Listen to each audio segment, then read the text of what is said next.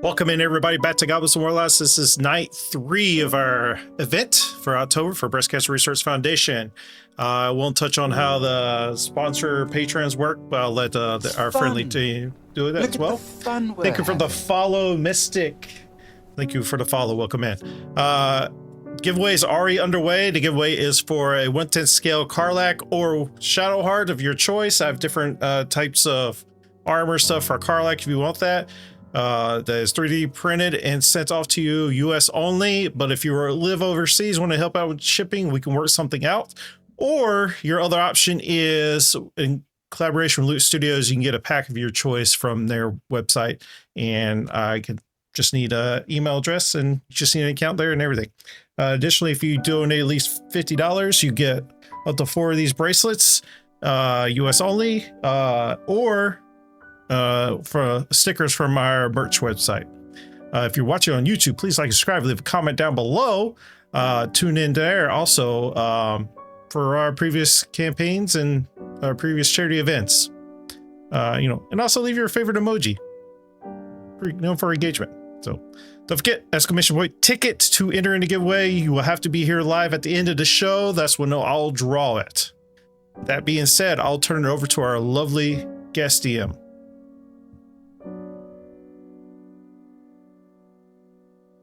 Hey everybody, welcome to Goblets and Warlocks' third BCRF charity campaign, one-shot, hard to say. It's kind of ongoing within the world of Goblets and Warlocks' weekly or bi-weekly homebrew Order of the Goblet. So some of the events, if you enjoy, will canonically affect the world around them. Not too many, but some. My name is Cleansing Rain. I'm the guest DM here playing Festerus, who's hosting this charade of a game. Maybe that's not the best word to use, but this twisted game where the players have found themselves delivered in chains to this house. They have learned a lot of mechanics, seen a lot of paintings throughout the house, a lot of things that make it feel like it's not quite of this world, but at the same time, it also feels as though it is, as the players have been competing in Festerus's game of sorts. I suppose I'll give a quick recap of things. On the first session, the players played Wake the Dead, a famous Addams Family game in which they exhumed the corpses buried in the cemetery out back against Thing and Lurch. They were victorious in exhuming all the corpses before Lurch had his way with them, and as a result, Lurch was dismissed, turned to a pile of ash, and gone. The players then had breakfast, got some level ups, and explored the house a little bit with the lights off. Now, the lights out mechanic is something new. It's like a very, very thick magical darkness that's makes it very difficult to see within. However, one of our intelligent players learned through one of the exhumed corpses where they found a light bulb, much like Fester's, almost dropped it, light bulb there. They were able to see. Perhaps there will be other items that allow them to see during lights out going forward. Session 2 began with the players being requested to stop a squabble between Wednesday and Pugsley. We had 2 guests playing Wednesday and Pugsley, both fighting over how the other seems to have hidden their favorite toy.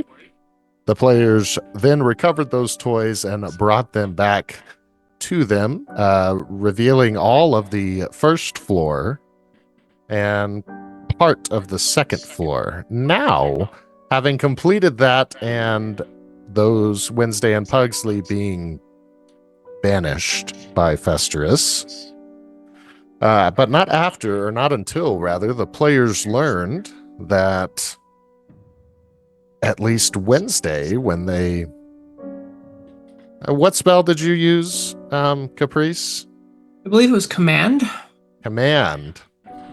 They were able to, what seemed like to break a hold on Wednesday's consciousness, in which she revealed that she was supposed to be a contestant in this game. How did she wind up as Wednesday? That's really all we learned from that right there. Now back to the donation side of things. I am going to do one right quick here. So we're doing something slightly different with the donation things. Of course, we will just take flat donations if you just want to flat donate and don't want to participate in things. However, if you wish, just like I did right there, you can make a donation, and then you notice that beneath each of our nameplates, there is a patron bar. So with that patron bar, you'll see the amounts. So currently my patron is Breadmaster. He's got me for $5. I'm going to take $50 and put it towards myself there, and I'm going to put the other $5.55 towards Morticia. In doing so, I get to be their patron and encourage them to do something or give them a way that I want to play. Previously, I sponsored Conviction last session and told him that he needed to be exceedingly nice to all the other players. He didn't have to be rude to his twin sister Caprice, but he couldn't be exceptionally nice to her. So it's just little ways that you can interact and put your own little spin on the story. If you also wish to say, hey, I think I understand how this puzzle works, Conviction, I want to sponsor you and tell you the secret, you certainly can. You can put it up here in chat and we shall see it, or you can join our Discord and message us players directly if you wish it to be a little more secretive of a request as a patron would. Other than that, like I said, feel free to go ahead and just make any outright donations if you wish. Those are always appreciated and all going to a great cause. That being said, let's do a quick round of introductions of our lovely cast and players. I've already done mine, and so we'll wrap around, guys, like in Zoom here. We're going to go this way and go all the way to the bottom and across, ending with Nerd and Jugan at last. Okay? So we'll start first right there with Ebony. Oh. If we gotta do that, don't worry. Start out with Caprice. Starting with Caprice. Okay. Hey, everyone. I'm Isolda. I am playing Caprice, and I am one of your fellow friendly witches. Possibly not friendly. Not sure. Again, this is a really important cause, so please feel free to donate. Donate to and sponsor anybody you want, or be anybody's patron. If you do decide to be mine, please send me a message in Discord, and I'll tell you some stuff. That's all. Nylish. Hi, I'm Nylish. I am playing Ebony tonight. Tabaxi Monk, little wildcat. That's about it. Garrus. Hello, everyone. I am Old Man Garrus. I am playing Tenok, who is the brother of T-Cat, who'll be going in a little bit. Tenok is actually the Aztec name meaning stone cactus. And considering that I'm playing a monk, again, T-Cat's character, who you'll know in a little bit, it is exactly how the character is played. Next. Hi, I'm T-Cat. I'm playing Zianya, which is actually the correct pronunciation, but we get a lot of names, but Zianya is the correct. And that's an Aztec name meaning forever, always. I'm playing a druid circle of spores, which I am loving. I am the older, more wiser sister to Tenok. And if you want to be my patron, that's great. If you don't, that's fine as well. It's for a good cause. I would rather you message me in chat. The private thing was more for Caprice, but I was still kind of getting messages. I kind of prefer in chat. Thank you. No special guest tonight, Nerd Holla. Hi, I'm Nerd. I occasionally run Dungeons and Dragons. I paint a lot of minis, and tonight I'm playing Morticia. And as always, I am Jugan, your humble founder of Goblets&Warlocks. I am playing Conviction, the twin brother to Caprice. And let's just get right on into it, guys. Grab goblets, sit back and relax, and enjoy the show. Step inside. The house remembers.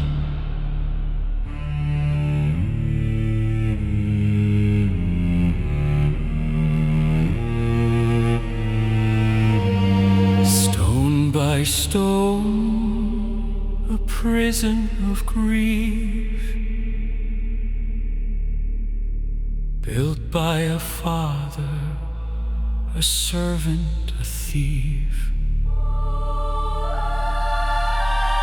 Every floor a torment, every room a scar, echoes of laughter, of sins that you are. The house of forgotten sins, where the darkness always wins. Strings are pulled by unseen hands, Festeris rules with love and demands.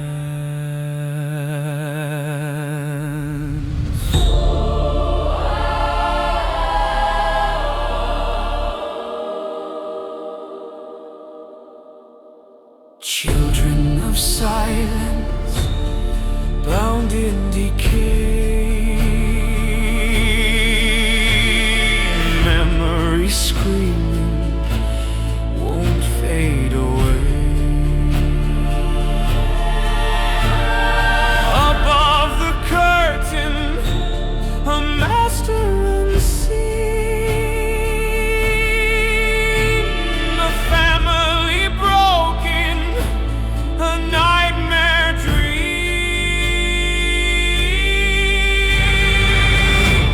The house of forgotten sins, where the darkness always wins.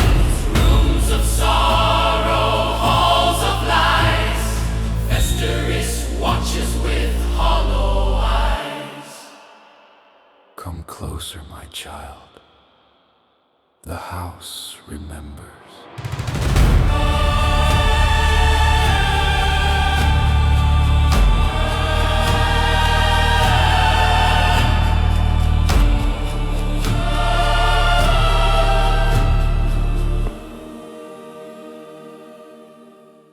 And welcome back.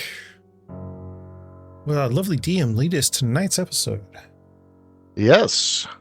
So you players are resuming right as Wednesday and Pugsley turn from their human forms into these piles of ash on the floor.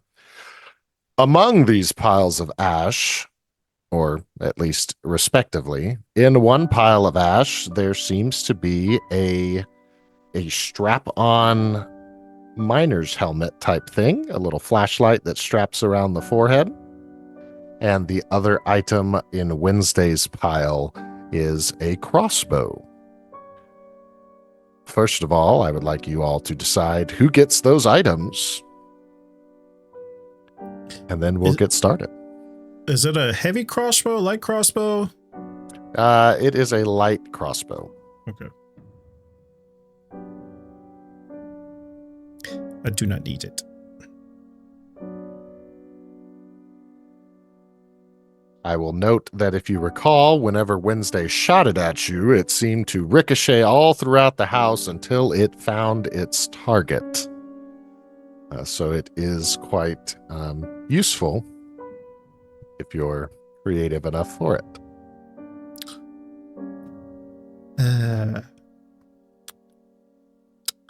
Maybe a little cat might be very useful for it.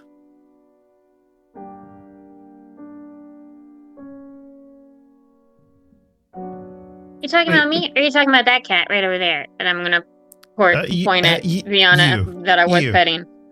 You, because you look more dexterous space to wield that properly. Meow. You mean you don't want it, Xenia?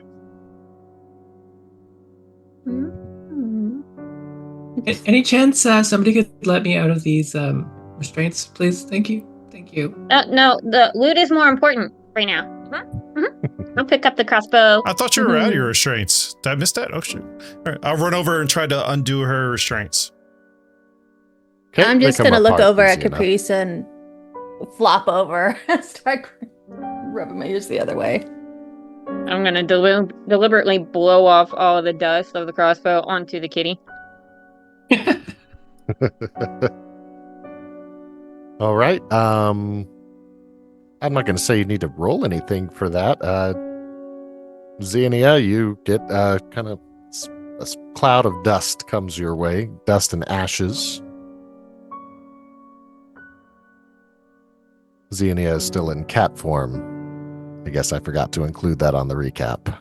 As a druid, she shapeshifted last episode. So I guess that means we won that game and they lost? Yes, just as with Lurch, they are no longer needed. I will not tolerate their failures.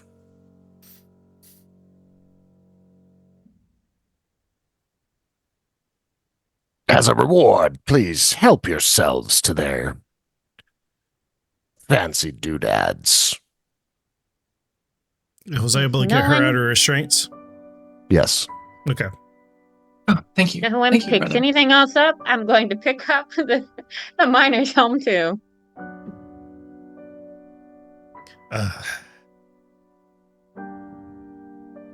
You're very curious, Festivus.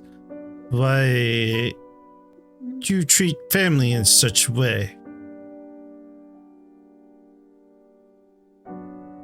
Like every group of people, there are certain rules that we must all abide by.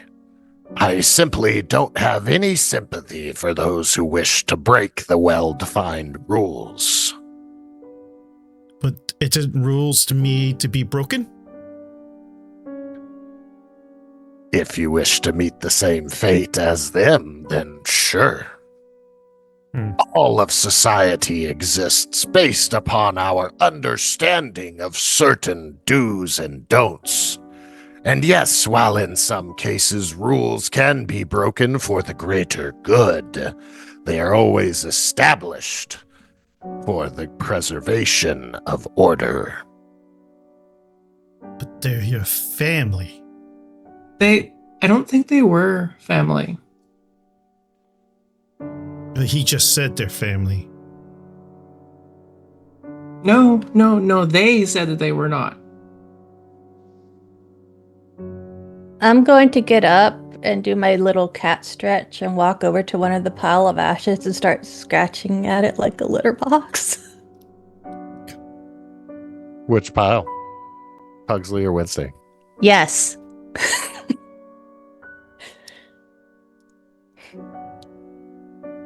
And I'll go. I will go to the other pile and I'll just kind of lean down and be like, are you still there? There's no response.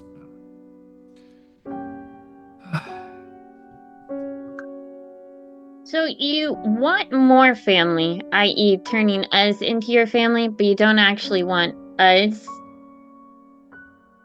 Is that what I'm getting here? He's going to walk over to you and stand really close to you and say, Are you interested in becoming my family? I seem to have 3 openings so far. Given how they turned out now. See, I'm all about free will and doing what I want. And you seem to kind of completely have taken over their personality and what they were, and they weren't actually themselves, and that's not even family or they weren't themselves, they were dolls. But I ask you this while you perceive that. Did you not think that they were happy to be here? Perhaps the preservation of their life. Maybe they lived longer than they ever should have. I think you need a dictionary in your books because I don't think you know what happy means exactly. Yeah, they were like fighting constantly. One of them Siblings fight. getting like colors and ew, emotions and what else did he say? I don't know. I wasn't paying that much attention. So we're done playing little games. Is it time for us to leave? We won No, two of not the game. quite. You have but one more game to play before a winner is determined. We've already won. You said so You've yourself. won 2 rounds of it. There are still 1 more players. 2 more, really. We have the longest living Adams member aside from myself. And Living. someone else.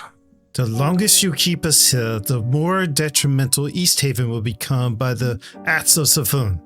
We need to go take them down. The longest you keep us here, the more dire straits you put more people's families at risk.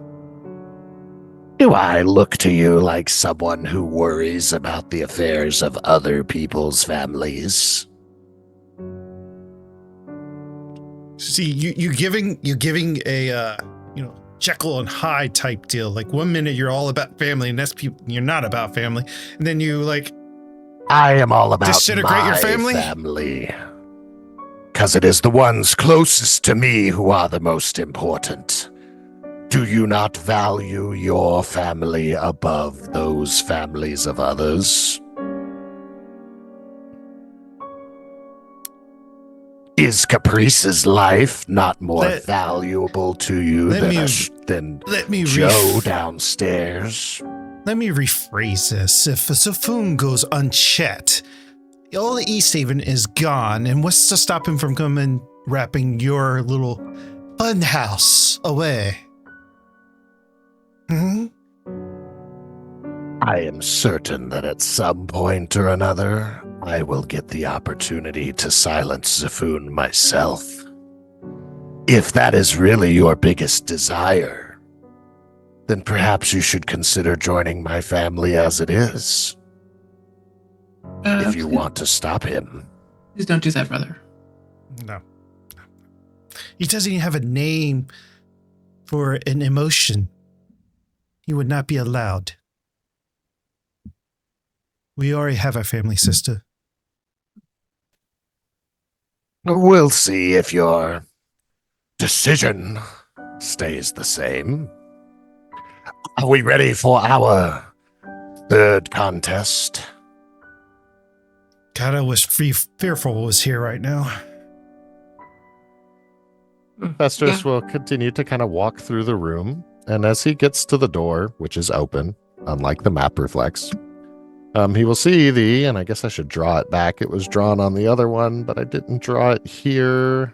Let me change the color. And I'm drawing the grappling hook. Maybe that doesn't look the best. We'll put that there just to signify is Caprice's grappling hook, which she tied up and threw down the hole. Alternatively, both Tanakh and Conviction climbed up it from the 1st floor to reach there. But upon seeing that grappling hook, Festus will say, you've already made yourselves a shortcut. You can take that way if you wish. There's also a set of stairs, whichever you prefer. The next contest will take place momentarily, down in the basement. But be leery, for the oldest member of the Addams family that's still living resides in the basement now. You? No, this is yet older than me.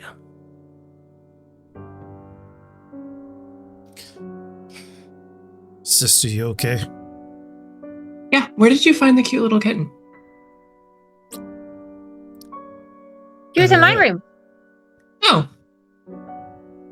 Yeah, What is Two Nuts' sister? I'm kicking that litter right at them. She got shot by an arrow and blown up. You can probably find the pieces of that in Lurch's room. I'm gonna go pick up the kitty. I'll allow this. I definitely allow this. Got a tabaxi holding a cat. It's raspberries. Sorry. Sister, what kind of witchery is this? No idea, but I don't know. Play along until we find a way out. Biscuits. I was talking about the two cats. Oh, What category? it's adorable.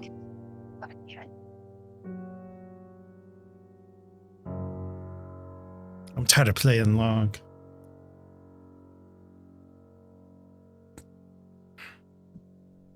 Well, do you know a way out yet?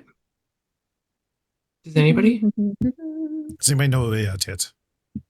Well, he said to go to the basement next. I don't think that's the way out. No, but it's the way to see his game, and his game seemed to have clues and ways to maybe use things to get out. All right. I guess. Besides, when we play his game, he kind of seems to give us free reign to run around then. Otherwise, I kind of get the feeling we're being watched in here. Yeah. So, down to the basement? Let's go to the basement. Fine. I would say that there's a few minutes time if you guys wanted to go to any other rooms within reason. With that being said, are you all taking the rope down? Or are you looking to go find stairs? What's the I just jumped down the hole. You what?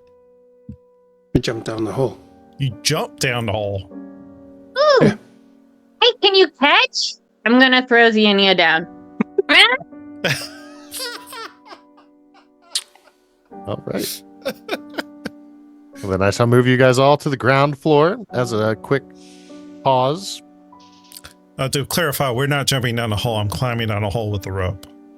Yeah. Hey, she picked on me to land on my feet. Let's see if she can. No. Crunch. But All right, one by one, you go down the rope, finding yourself here at the second floor, or the main floor, excuse me. Here you can see that the hole in the floor proceeds further, still with the rope going down it. Also a staircase, and at the painting, number 7, which I don't recall. I know a few of y'all saw it. If everybody else wants to canonically have seen it, it's actually just a picture frame that is missing the painting. It seems to have been torn out of the frame.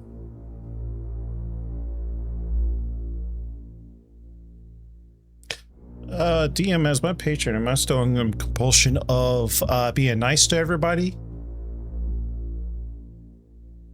Yeah, and if I had donated more, I would say I would change it, but I didn't, so. Okay. Did the kitten take any damage? I'm gonna say that probably not. It's not incredible. I mean, I don't think your ball more of kind of tossing it, in which case it can do a pretty good job of aerial maneuvers to. More importantly, does to not get clawing damage from his head where the cat is. Well, now, Tanaka, when you say you jump down, are you trying to jump all the way to the basement floor? It is about 50 feet. Oh, is it 50 feet? No, then I jump down to the main floor. It's 75, you're right, because that's how long the grappling hook is. Okay, so I'm jumping down to the main floor and then jumping down to the bottom floor. Okay. I'm just going to add, for canonical sake, that everybody's seen painting number 7. And then we'll go ahead and go. Or seen no painting of 7. Correct. Correct.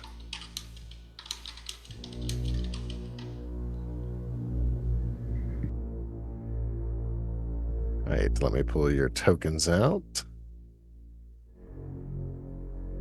Who chose? Did anybody go down the stairs, or and who all went down the hole? I know Tanaka went down the hole. I'll go down I've been the trying to stairs. climb down the rope for 3 episodes. I'm climbing down the rope. There you go. You said stairs. Well, Conviction? seeing her continue going down the rope, I'm going to follow her down the rope because I don't know technically if we're going to the same location or if it was split up or what. So I'll be going down Certainly. the rope. What about Xenia and Evany? Zianya and Made Evany. sure she went down the same way as her bro. Yep. Okay. Yum, yum, yum. But yeah, I'll go down the rope. Well, I'll probably start going down the rope, and because they're taking so long, I will jump the rest of the way. All right, that'll work. Before we introduce the guest for this episode, there is a painting right behind you. If you guys would like to see that painting here and now, we can take a look at it. But it's up to you guys. But of course, we've seen every other painting. Why not this one?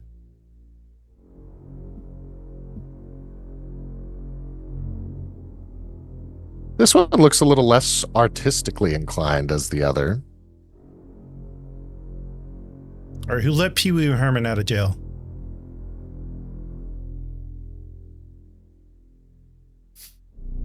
What?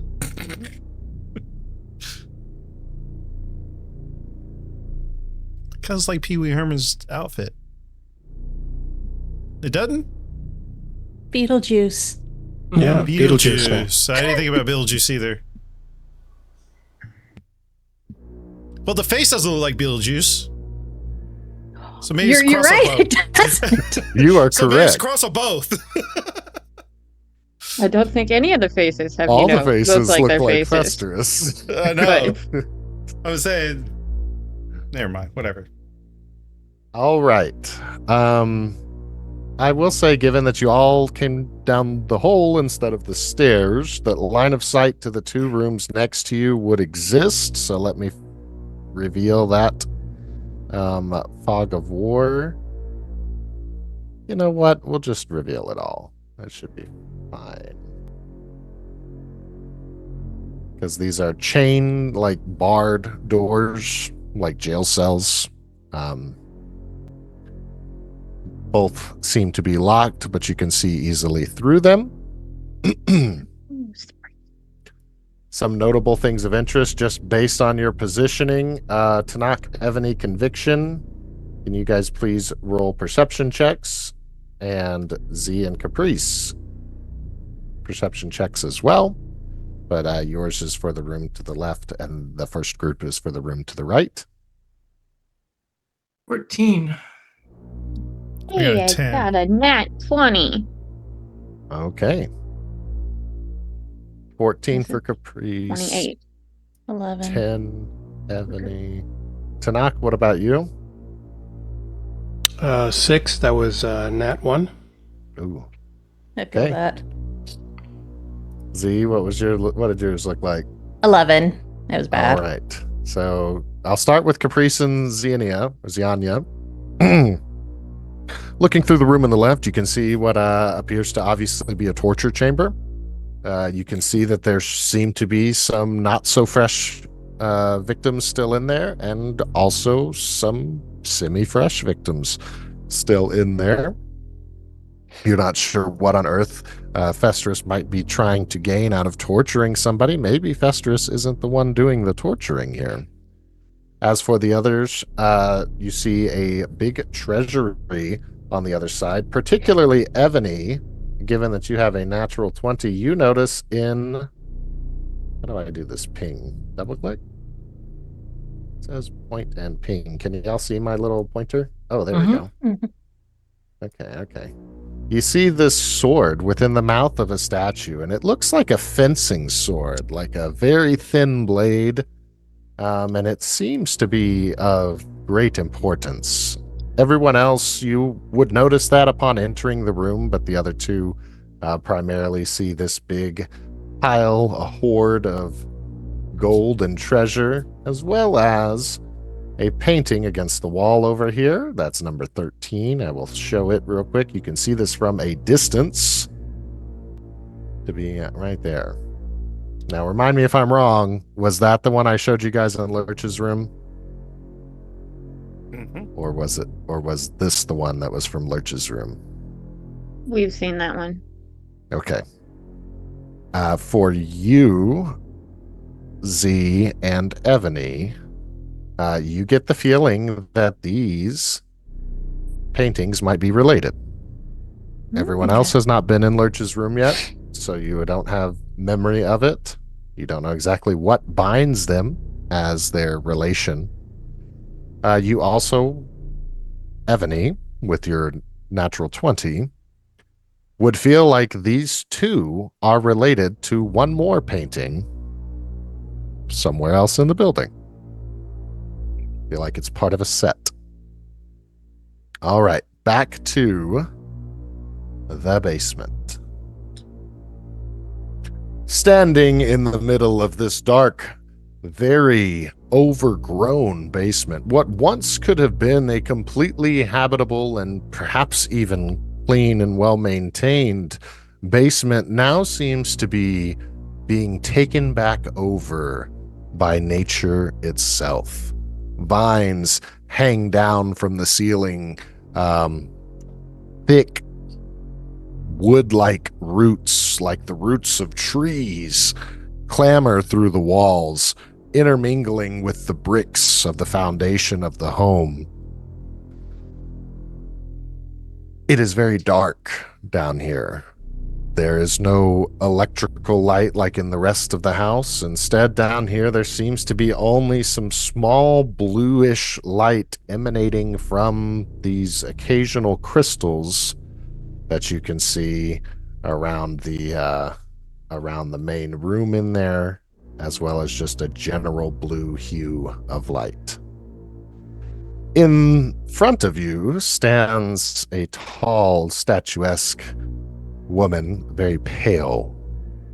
And Nerd, will you go ahead and, I guess, begin? You watch as she's preening and pruning the large plant that has overgrown the room, and she regards you as you enter.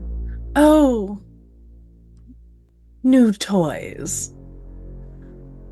You've made it all the way here. Well, you must be special. Please, come. Sister, judging by what you had last time, I'm going to try it here. I'd like to cast Command on Morticia for her to confess. Okay. What's the save throw for that? 16 Wisdom.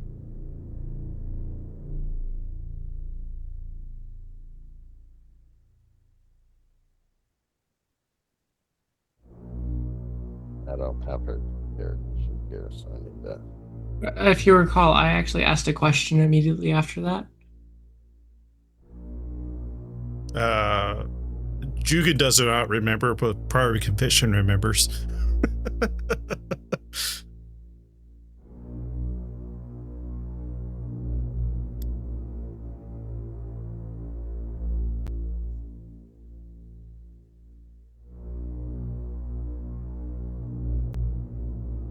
It seems to have no effect. Not as strong as you, sister. Sorry. Just sometimes, must be an older sibling thing. Yes, your whole day ahead of me in life expectancy, so you're much stronger at this. I must confess, I'm better at hitting things. Yeah, absolutely. Hi.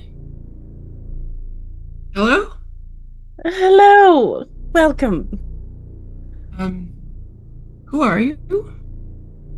Morticia Adams. Child. Oh, is that all you are? Well, I'm mother to Wednesday and Pugsley, and the wife of Not anymore. Gomez. Sorry. They're gone. Yeah, they're a pal of Ash. I don't know if you know that. How unfortunate. Goes back to preening the plant. Lean into Ebony. Is that how you petting the other cat? No, you gotta go. You gotta go with the fur, with the grain. You don't go against it like that. Mm-mm. Around this, you start to what feels like the ceiling, perhaps the walls, maybe even the floor, seems to shake and rumble. The small vines that Morticia is snipping off and pruning down start to wiggle, and one even wraps itself around Morticia's arm. Dear Patra, stop that. It's not playtime. Or So I perhaps think it is. Yeah, you're supposed to be doing a game for us, I believe. Yeah, it was this game. I don't think it is to sit here and watch you pet a plant.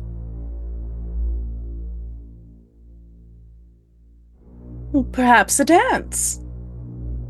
I don't dance.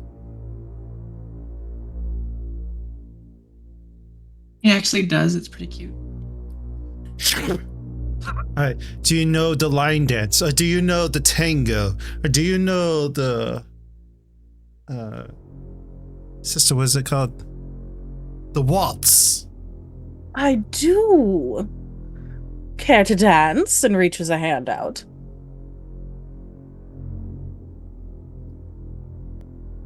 I'll take it. Wonderful. At The this, performance. no, not quite. Oh, So, just so this doesn't get muddled, we are doing a new combat type scene. oh God. This will be a dance battle with Conviction and Morticia. As you take her hand,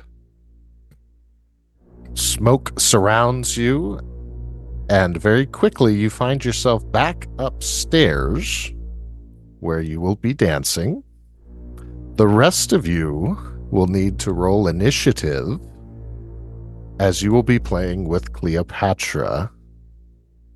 As Morticia departs, there's a big roar in the basement as a bunch of vines, roots emerge from the walls and the ground.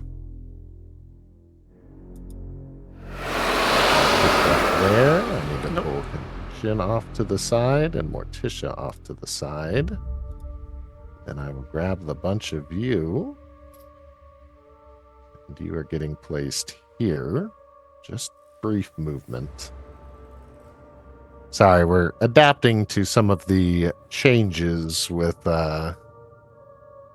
D&D Beyond not being fully functional tonight. Let's see, what would be the easiest color to see? Let's do a green. There appears to be some sort of barrier that is restricting you from going back into that area. So the four of you are down here, and Conviction and Morticia, you are upstairs. We're going to begin combat in the form of 2 rounds each, so we're not switching back and forth excessively. Recall your items, because all of your items have an intended use and purpose. And we shall begin with the Morticia dance.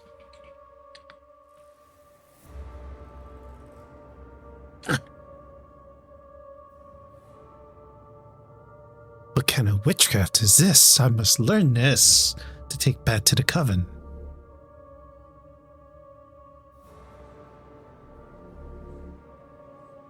It's called a waltz, my dear. No. Just Like be sure how you don't we were have 2 down- left feet. No. We were down by your little plant pet, and now we're here. Well, I don't know what you mean. Well, we could do a what? Reaches in, pulls out the cigar, lights it. Shall we? It reminds me of my long lost love, Gomez. He enjoyed a good cigar as well. What's your... I don't know, father? I don't know who this guy is, Fester's guy. Said that this was Gomez's, so... Would you like a puff?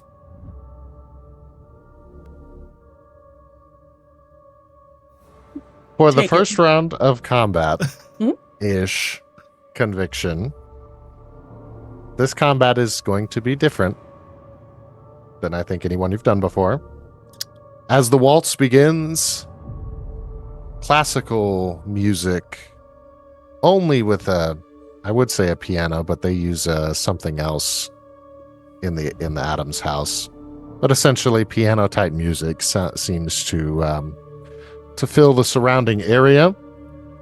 As you guys embrace and begin to move just a little, you are prompted for a performance check. Your DC is 14, but since you have the cigar, your DC is only 11.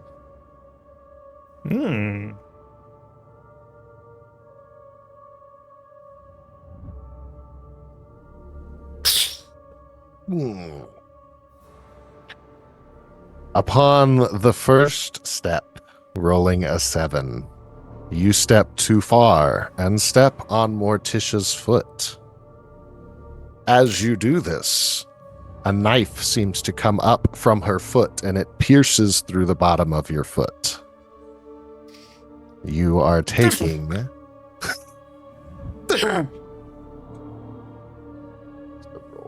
Careful, monster. You should really keep... I was about to apologize, but you should really get those hangnails checked out. You step on my gown again, I'll make you wear it. Your gun? Gown. No. So I take 4 damage? The dress, dear. The dress. Correct. Well, I thought I stepped on your foot, but that's a very stiff dress. Resuming the dance, you go to the left and then backwards and then to the right, and now you are prompted for an acrobatics check, DC of 15. Because you have the cigar, you only need a 12.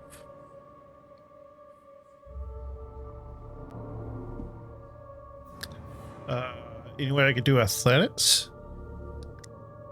Acrobatics.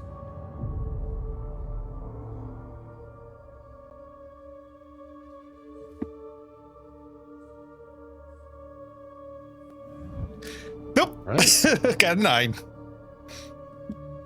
I have no pluses to those. Perhaps there will be more suitable ones in the future of this dance. No. You lead with your feet, not your soul. You're taking 4 more points of damage. As we go back to the rest of the group downstairs.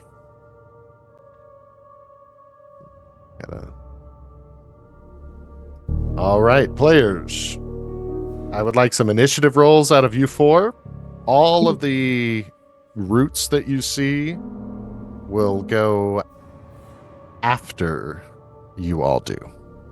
They will all have a shared initiative of 1. I got an unnatural 20. 22. Do you want me re-rolling it? I rolled it earlier. No, you're fine. Is the piano 20, sound down 20. there for them as well? 16.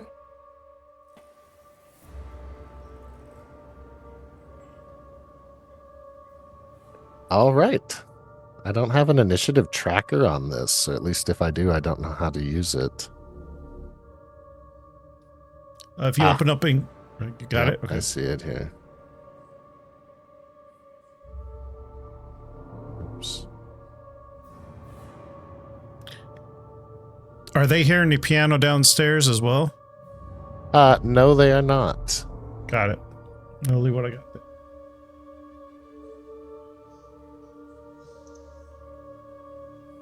I see it 20, 21, 19, and my 16. Tenok should be ahead of me. He got a 22. It says 19 on the roll. I'm just reading yeah, the. I'm just reading the game log. I know. I have a +3 for initiative proficiency. It didn't add it. Oh, boobs. All right, so then Tanakh will begin, followed by Evany, then Caprice, then Z. Yeah, I am holding action to see what the tentacles are going to do. If that's kind of everybody's mentality, would you rather me start with the tentacles? Probably. I would like to get out of fucking cat form, please. I will allow you to do that without utilizing your first action. Okay, thank you. You're welcome. All right, so in this regard, if everybody's in human form, would you rather the tentacles go first? Well, I'm going to hold action to see what a tentacle does. So I'm not going to wait till all of them to do something. Fair enough. All right, then I'll go one by one. Evany, what would you like to do? I'm going to take the blue potion I got earlier, and I'm going to chug it down. Now, I will offer you the opportunity for an Arcana check while holding it to see and deduce perhaps what they do, but by all means, I'm not going to stop you from drinking it. Nah. Luck will be on my favor. Okay. As you drink the blue potion, you find yourself with an enhanced vision altogether. It seems that wherever there's any darkness, you don't see it. You see in the clearest green light type of the clearest you can see. You get the feeling that if you drank this during lights out, you may be able to see perfectly fine. You don't know quite how long this is going to last, but it doesn't feel like it's fleeting in a matter of seconds. This is trippy. Okay. That's all I'm doing right now. Okay. We'll say that costs a bonus action. I'll let you keep your action. Next up, Caprice. She's going to step into the middle of the room, and can she spend her action to try and figure out what these tentacles are? I will give it to you, just as probably I should have described them a little more thematically when we started the scene. These all seem to be roots, perhaps vines, of some very large plant. You don't see the core of the plant at this moment. And furthermore, Zianya, given your character's background in Druid of Spores, you're familiar that this type of thing, while it is extremely uncommon, is a sentient carnivorous plant. And you know that it would be a dangerous plant. You've only read about them until this point in time. I guess I don't know if you've encountered one in your previous life, but they are exceedingly rare. Most books would list them as extinct plants. Caprice, you don't have quite that depth of information, but you can see that all of these roots aren't coming from under the ground, but rather coming down from the ceiling, as if whatever's main stem would be above you. Okay, she is going to kind of like stick her hands out to her side. You'll see her, the tattoos along her arms start to glow. If you can see her eyes, you'll see that there's like tattoos on the sclera of her eyes as well that start to glow. She starts chanting a little bit. And then you'll start to see little skeletal, ethereal hands kind of reach up from the ground in like a 10-foot circle around her. And they're just starting to be like clawing at nothing in like the inches above the earth. And she's casting Spirit Guardians. Okay. The radius, let's see, is what, 30 feet? Or Should be 10 feet around me, 10 feet? I think. Yeah, it says that's about right there, but let's make it a little bigger. Oh, 15 feet. Even better. Change the color to a nice, yeah. I wonder if I can just link, no, probably can't. I was wondering if I could give your character an aura like we could on Above VTT. But I don't see that option. Okay.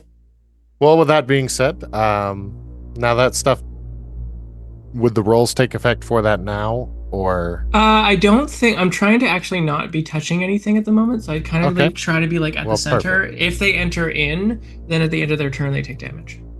Copy. This is a crude estimate, rule of cool, as to whether or not it hits. But since you've expressed it not wanting to hit at the moment, that's where it is. Yeah, I'm kind of wasting an attack, but these things haven't hit me, so I'm not going to attack them.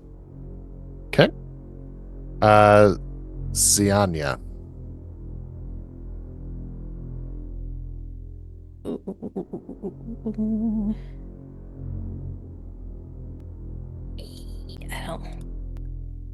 Knowing that they're basically considered extinct, I am very torn about hurting these because I'm so invested in knowing more about them. But I'm going to start conjuring my hand, and it'll look like electricity itself almost as I summon a Eldritch Blast, but I'm gonna hold it until something attacks me or my brother. All right. So I will ready that. All right. As we begin the round of the tentacles, they are just going to go in I would say alphabetical order. Do you guys see the nameplates on them? Mm-hmm. Enormous tentacle. So like this one moving right now is A. Yes. We're just going to go A through J in that order. A is going to slap towards Caprice.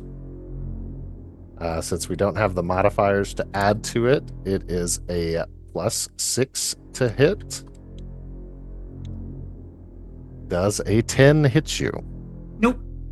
Okay, as the first one slaps across the room at you, it's, kind of whip-like, not fast, but fast enough, covered in thorns.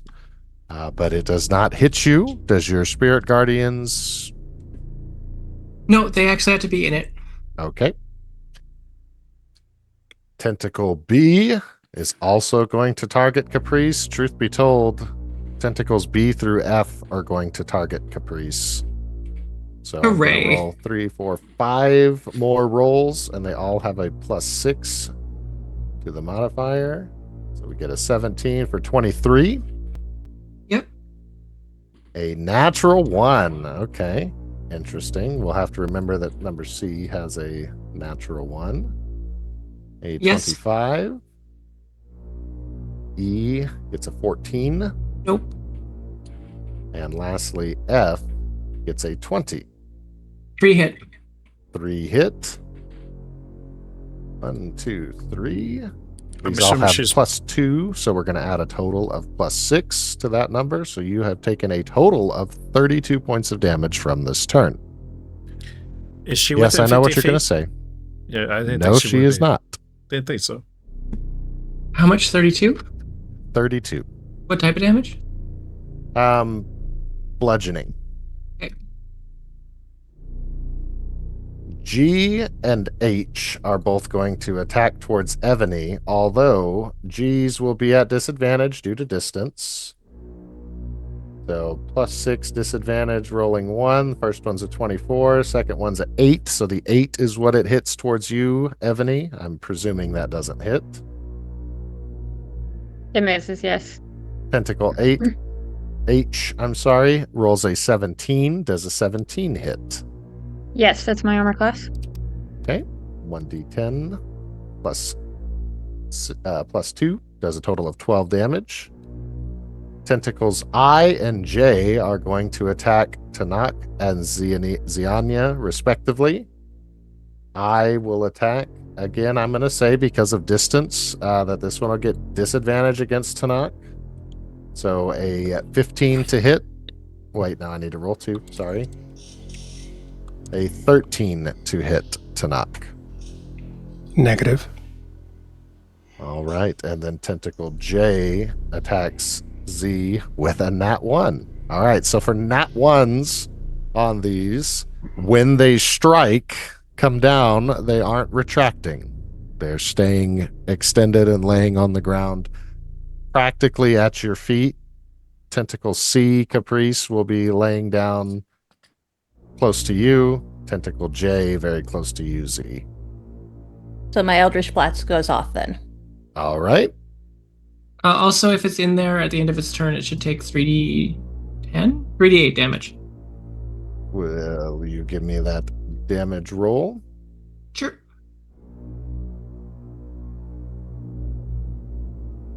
Uh, 10 radiant damage. Not that great. Okay. And for Tentacle J, your Eldritch Blast, can you please roll 10 to hit. on it? 10 to hit. 10 hits. Oh. Yeah, we'll roll some damage then.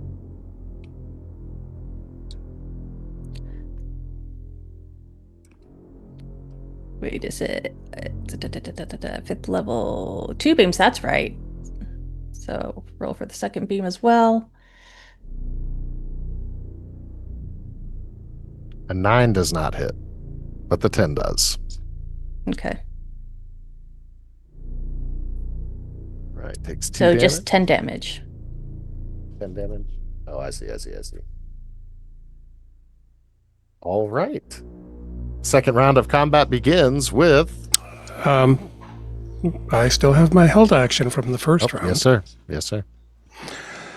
So once they started attacking, and I've just got to do a quick measure here to make sure.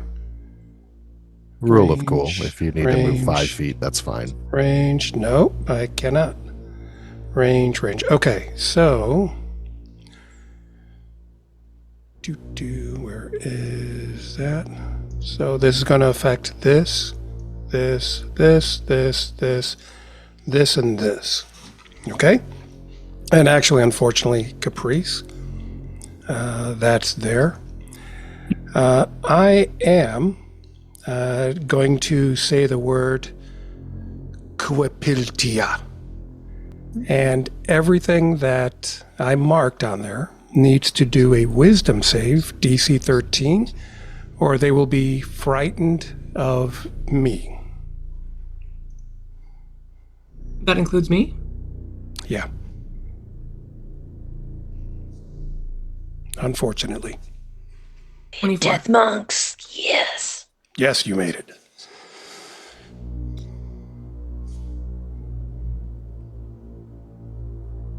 They don't have any additions to wisdom, so I'm just going to roll all 5. It looks like one of them passes, the first one. So the first one you selected, which will be J, passes, but the rest, I, C, D, E, all fail. A, C, D, A, C, E, and D, I. And I. So they will do everything And to... I, so there was 6. Correct. There's one more. Okay, we roll it. It rolls a 12, so it failed as well. So the Yep. only one that passed is J. So they will do... Those that failed will do everything to stay the hell away from wherever I am. They will actively move as far away from me as they can. Gotcha. All right, it is your turn now. Start of the round. All right. Well, we have an enormous tentacle, apparently that attacked my sister. That is rather unfortunate. Yeah, so that's a nat 20. That on hits. the first strike. And of course, it's not going to do crit because it doesn't know how to do that. Actually, it does. Hold on. DT, crit damage.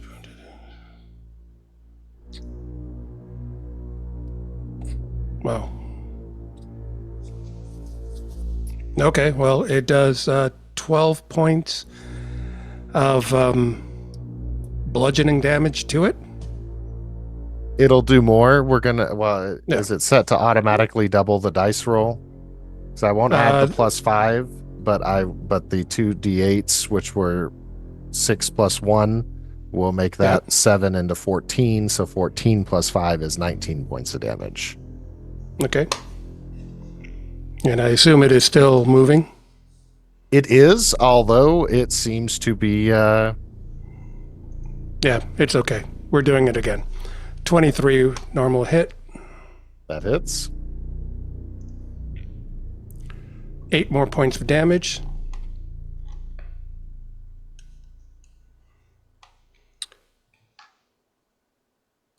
All right, that first tentacle is looking very weak. Maybe some sap is leaking out of it. Maybe some chlorophyll seems to be kind of oozing out of it.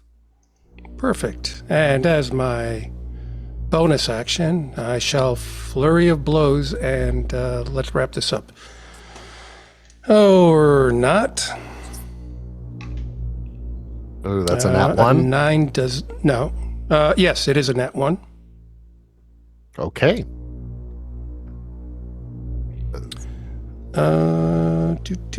Well, because of that... Well, it gets to do a little function to you with a nat 1. Hold on. I have ways wait. to re-roll my dice.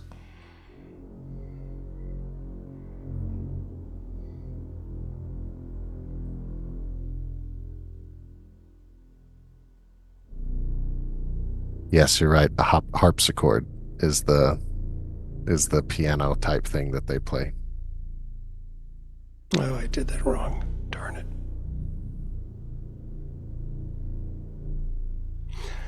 No, unfortunately, that for damage. It's a fail. So yes, Okay. it's a nat 1. You can react. So these creatures, these vines, these roots, have a mechanic for nat 1s, and that is that this one, and greatly that it happened to Jay, the only one that is not affected by your spell. It coils up around your waist and it picks you up off the ground about 8 foot. So you are now suspended in the air. You're not restrained from using your arms or your legs, but you are being lifted up towards the middle of the room. Okay. Ebony. Well, I'm sorry. I'm not done. Go ahead. Sorry. Let's see. So that was not an attack that it did on me. It just picked me up, right?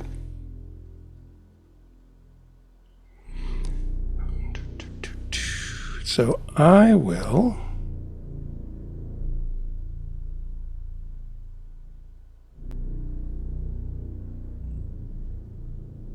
Yeah, I guess I'm going to do my second attack with the flurry. Where did it go? Features. Where's Flurry of Blows? Features and traits.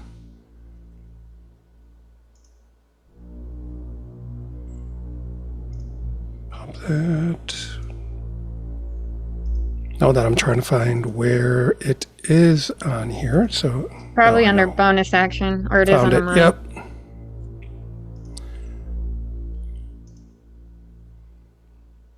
$12? 12 hits. 12 more points of damage. As it just got you lifted up and you pound down on it a few more times, it seems to wilt and you hear a scream overhead. As you look up to hear where that sound came from, you see that another vine was descending down as if to grab you, perhaps to hand you off to something even bigger.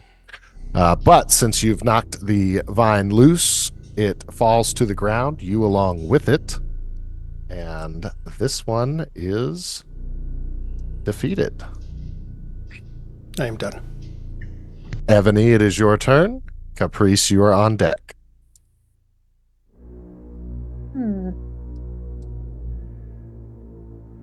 Well then. Can't remember which one of these bugs hit me, but I'm just gonna go to the closest one and attack. A 10 to hit. Well, exactly a 10. Wow. It hits. Go ahead and roll damage. Add 7. And my second attack. 17 hits. Wow, these damage dice don't like me. As you go to scratching on it, with your claws, your claws almost feel uncomfortable doing this. Not that you have any reservations, but as you're scratching, bits of the exterior, not quite bark, but a very thick and sturdy type organic material curls up under your nails as your nails scratch down from it. Perhaps bits of it are wedged between your nail and your nub that don't feel great, but Unfortunately, I can see very well right now. Ew. I'm gonna have to clean that later. I'm going to bonus action. Flurry of blows. okay. Need a 10 to hit. 23 hits.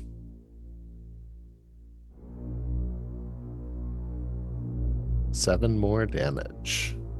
It's 2 hits, so I'm doing the second one too. Okay. That one hits as well. 5 more.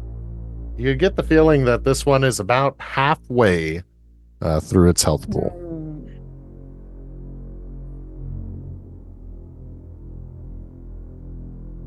All right. I'm just gonna stand here and look at the nest on my nails. All right, Caprice, you are up. Z, you are on deck. I just got slapped down for half my health. She's gonna run back here. Kind of hiding as far back as she can up to the wall. I think her spirit guardians will probably touch Tentacle Eye. If not, I will move a little bit over to make sure. She's going to bonus action cast Healing Word on herself. So that will be 9 hit points back. That's not a lot, but it's better than nothing. And then she is going to... What is she going to do? She's going to cast Toll the Dead on the one that hit her. So that is a wisdom saving throw, I think. Yeah, 16.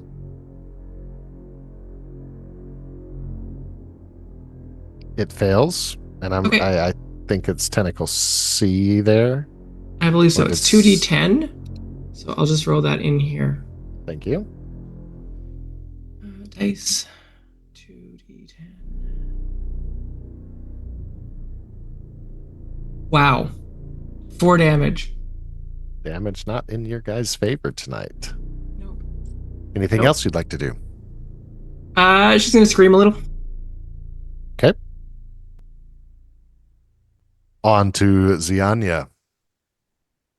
I'm gonna look at my brother as he biffed that last punch. Did you run out of muscle?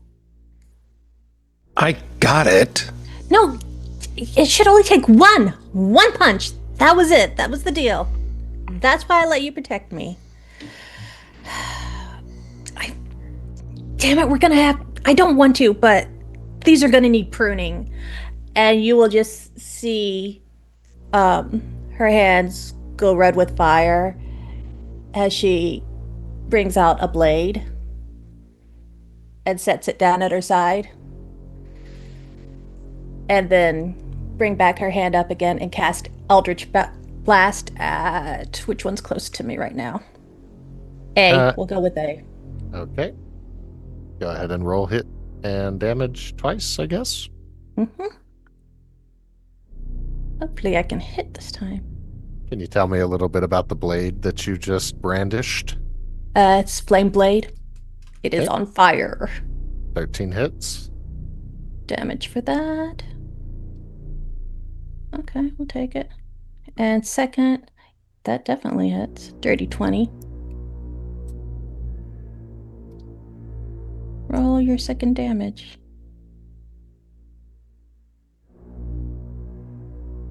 Why are we not rolling damage now? We might be stuck.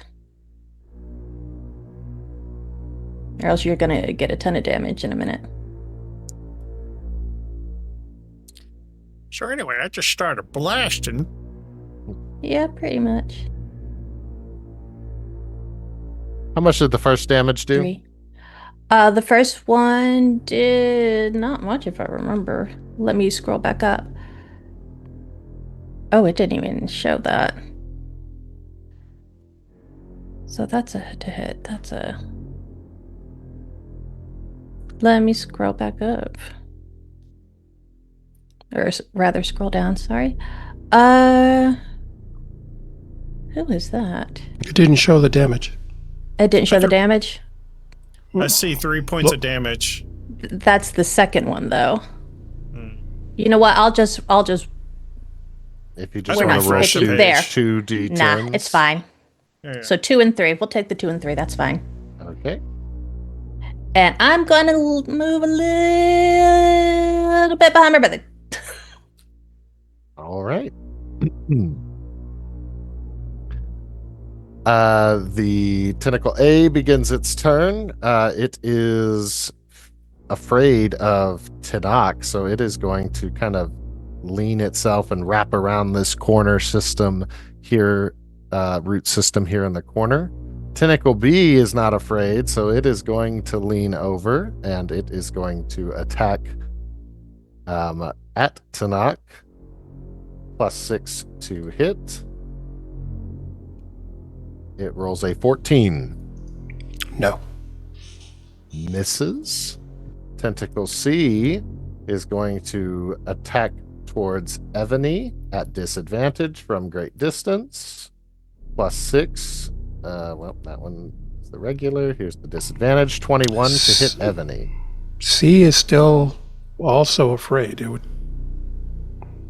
And those afraid would be Which moving one away. didn't? Okay. A, C, D, E, and I. And the one that died. Okay. B is The one that- clear. G and H are clear because they're out of range. Okay, so B, C, D, E, and F, and I. Hold on. Was F in? Nope, F is clear. Okay. C, D, and E all move their respective distances away. Ignore those previous attack rolls. F will move a little bit and then attack towards Evany with a 15 to hit. Miss.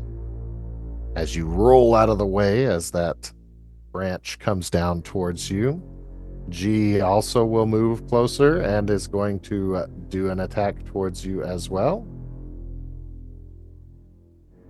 +6 is a 25. Lips. Rolls +2 damage, so 8 points of bludgeoning damage. Number H will move past, and just to not be as quite mean to just Evany, is going to attack Caprice. +6 to hit. Rolls a dirty 20. Yep. Wait, you're not being mean to the person who hasn't been attacked? She just got attacked. It rolls 1 damage +2, so it does 3 damage to you.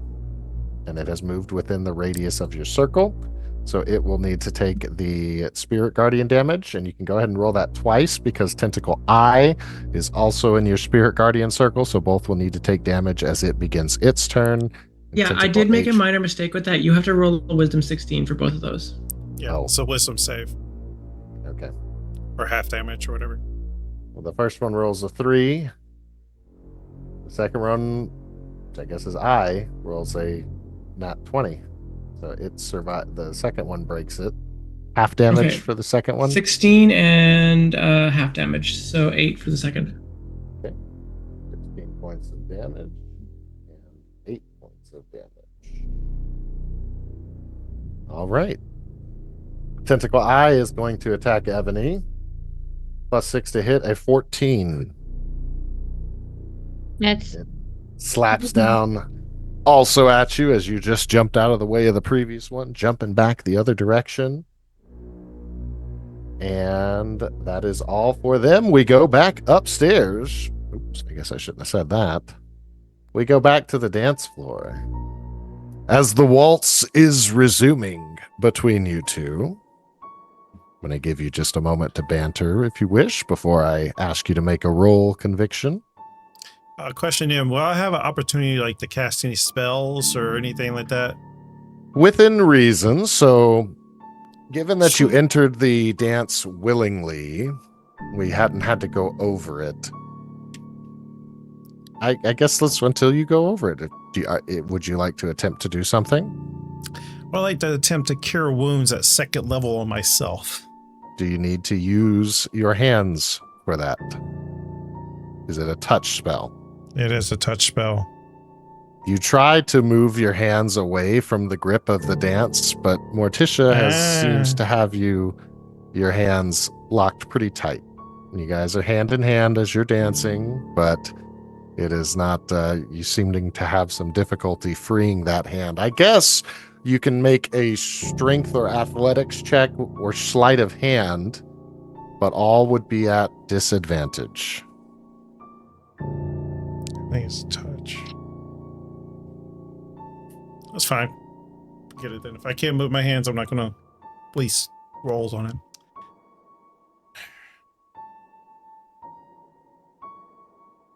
I'm sorry, enough from this world. I'm usually more gracious in the summers.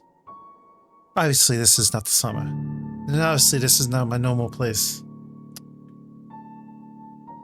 I've seen chandeliers fall with better rhythm. Listen, you caught me off guard. The waltz steps further to the side, and at this point in the waltz is normally when you would pick her up and turn 90 degrees and set her back down. To know this, you will need to make a wisdom save of 15. 12 because you have the cigar. Ready.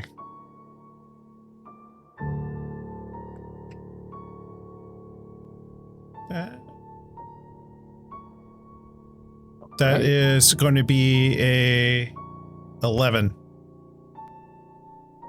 Or, yeah. Get plus Okay. 3. She goes up for you to lift her. She kind of goes up on her toes, but given that you aren't quite aware that that was the time to do so, you're a little late. You missed the beat. But you do get the attempt now to make a strength check or athletics with a DC of 15 to perform the lift, even though it's not in time.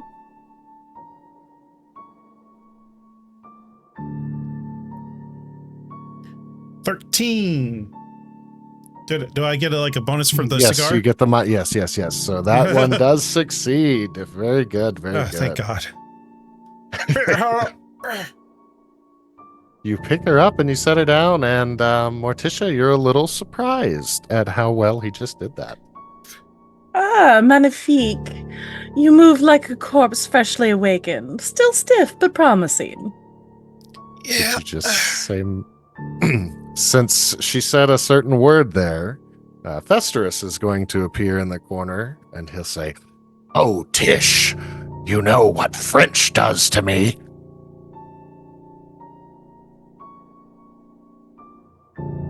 But then he recalls that that's Gomez who gets his blood boiling at the sound of French words from Morticia's mouth. So he slunks back into the shadows there. Your waltz is complete for the first phase of it. you know, Conviction, that you have another phase of the waltz yet to take place. This one ends with a dip, the famous dipping of Morticia all the way down. All right, we're going to hop back downstairs. Ground floor. Oops, wrong one.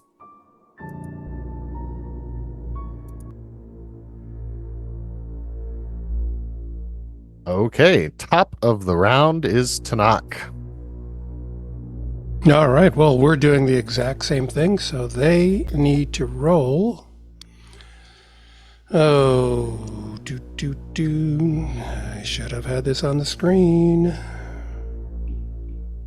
A wisdom. How long does this DC 13. fear condition go, by the way? Until the end of my next round, my next turn. So are the first 4 freed of that? Yep. So let me tell you who this affects, because it's, again, within... So B is in range. D... We'll just say that these 5 are all in range. Nope, G is not. G is out of range. Okay. So A, C, and G are out of range. Okay. So we got 6. And you said what's the roll? 13. Wisdom. They don't have any additions to wisdom, so any of these above 13. So the second one is the only one that succeeds. So D is the only one that succeeds on that. All of the other ones will be feared. And I will hold my action until one of them comes in. I'm going to move here to get in front of Caprice and to hold action until one tries to attack in this general direction. Understood. Caprice, you are on deck. Ebony, you're up.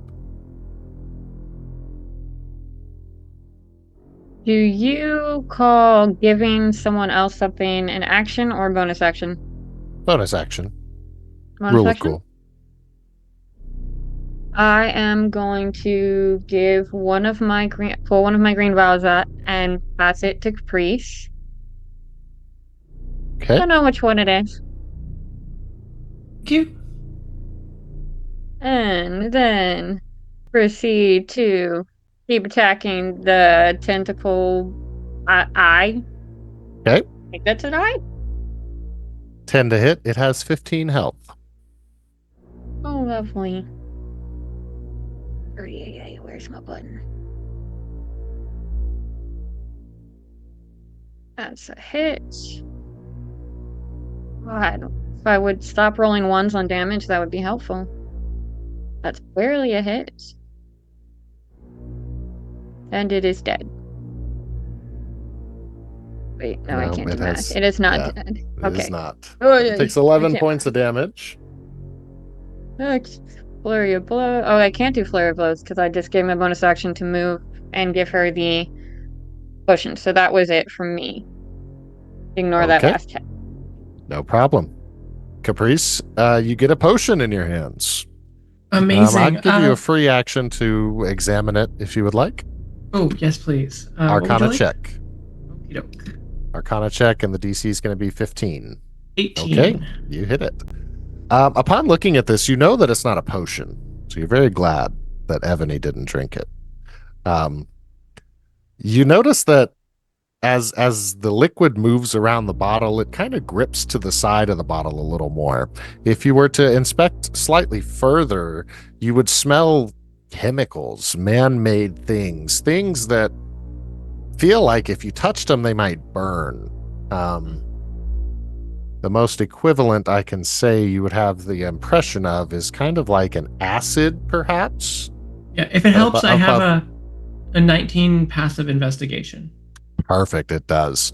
You get the feeling that this is perhaps some people in your coven had occasionally made a crude herbicide like this in the past that would be used to help get rid of invasive species of thorn bushes and things like that to clean up their farms or anywhere else that they would. I assume they live in sort of a commune type self-sustaining group.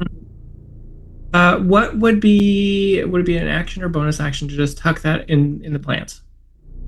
It would be a bonus action. Okay, amazing. First of all, I've been taking concentration checks, and I saw that. Thank you. I dropped Spirit Guardians. So she is going to recognize that she doesn't want to be in the middle of these giant monsters. So she's going to cast Bless, just first level. So that's all 3 of my companions are going to get Bless. Okay. At first level, and so that's 1d4 for all of you on all your attacks. And then she's going to huck that potion or the vial of acid right into the center where I don't know how to hang on here. Oh, well, that didn't help. Just draw your map. The point and ping choice, you have there to you go. circle it. Right here. Yeah.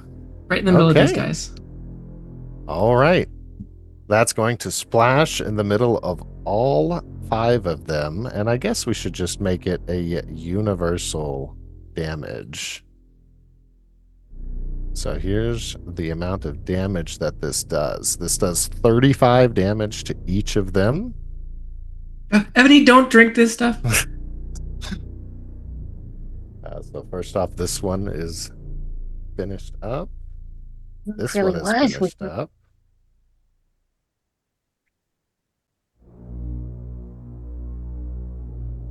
That worked out so well. As the third one has fallen, wilts to the ground, the whole room begins to shake a little bit. As it shakes, you notice 2 things happen. 1, the lights go out. It is lights out now. And 2, you can hear and feel something dropping into the center of the room. You might assume that this is the main body of the beast. Can I still see? Yes, you can see absolutely perfectly. Everyone else, without any other additional means, will have disadvantage on the attacks. Given that you're blessed, I'll say those cancel out. You won't get the +4, but you also won't get disadvantage, at least while the lights are out. And I'm putting your tokens on the board. Do we want to take this opportunity to take a break because they just went on to an ad break?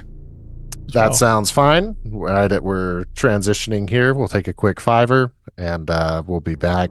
Let's go ahead and make it 7. Let's be back at 9:40 or 7:40, whatever time it is. Okay. Sounds good.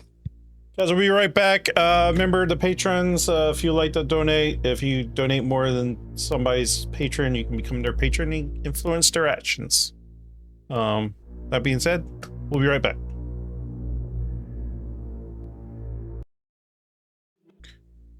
Welcome back. Safoon just donated another $45.10. I'm assuming your 45 wants to get back tacked on to your kitty cat patron, since you want to be a patron of them. I'm assuming so. So I'll go ahead and add that. Unless you want to be somebody else's patron with your 45, just let me know in chat. Anybody else just joining us? Exclamation point ticket to enter in the giveaway. That is for a 1/10 scale Karlach or Shadowheart, or a pack from Loot Studios, because in collaboration with Loot Studios, you get to choose a pack for your choice. So exclamation point ticket to enter in for that. If you're overseas and would like the 10 scale model, if you want to chip in for shipping, I'll ship it to you. And to be clear, it's unpainted 3D printed. I'm not pre-painting it. All right, just keep that in mind. That's pretty much it. Turn it back over to, yeah, that's what it looks like. That's a Shadowheart anyway. Yes, I won Shadowheart last year. Really cool. And I have a Karlach. Is it cool? It's very cool. It's hot. Did you ever finish it yet? No, not yet. She's underpainted. I want to give a little funny break up in the story for a second. So this costume, right? It's a full body thing. So when I took my bio break just a minute ago, I'm standing in the bathroom, with the front lifted up to have to go.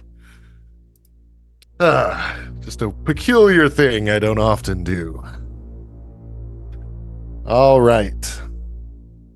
Back to the game. So, as from the rafters of the dungeon ceiling above descends a very large mass of vines and thorns and even some flowers, although looking very sickly and old. This plant seems intensely old.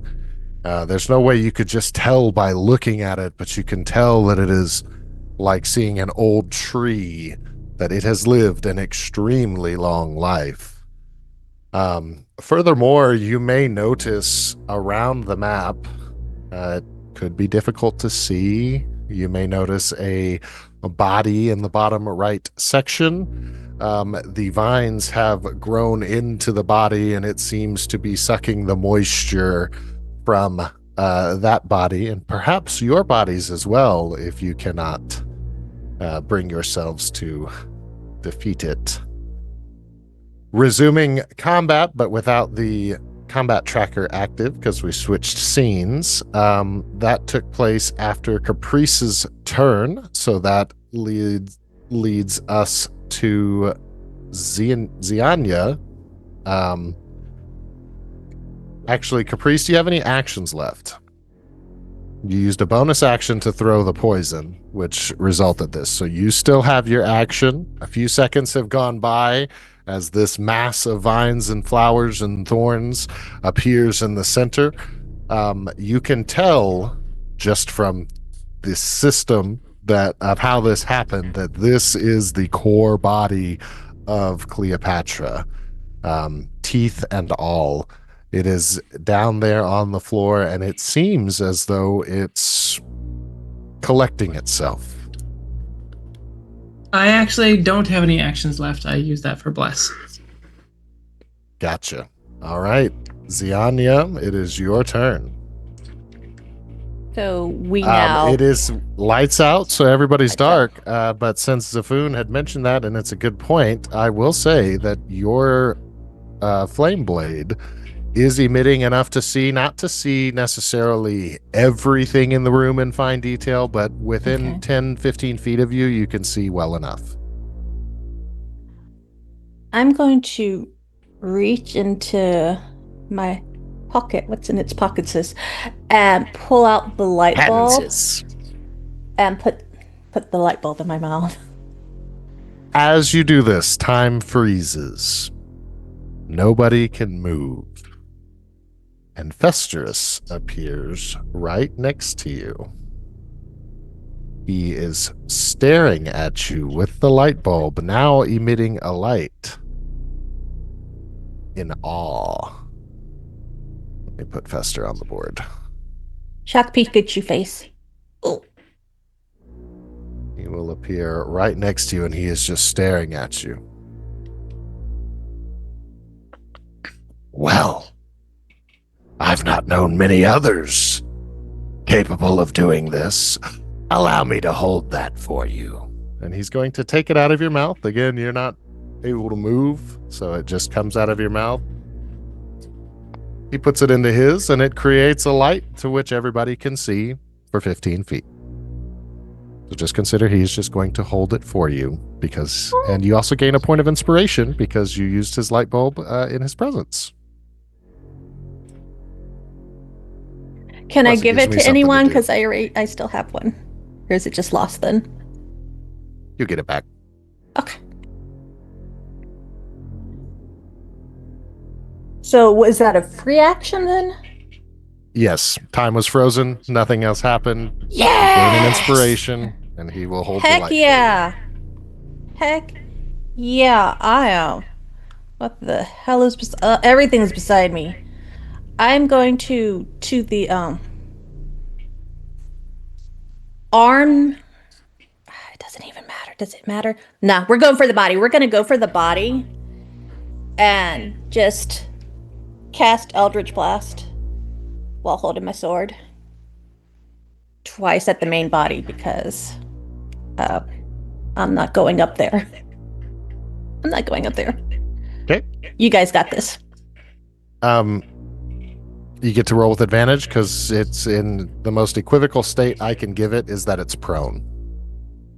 I forgot how you is it. And How do you're you roll? blessed, so you get a +4. No. We said they can't. Oh no, because the lights out mechanic is no longer in effect. So yes, you also get +4 to the hit and advantage. So the first one hits because I forgot how you hit advantage on this thing. I know you can hit advantage. But, no, why are we doing this again? Okay. Why is it being squiffy?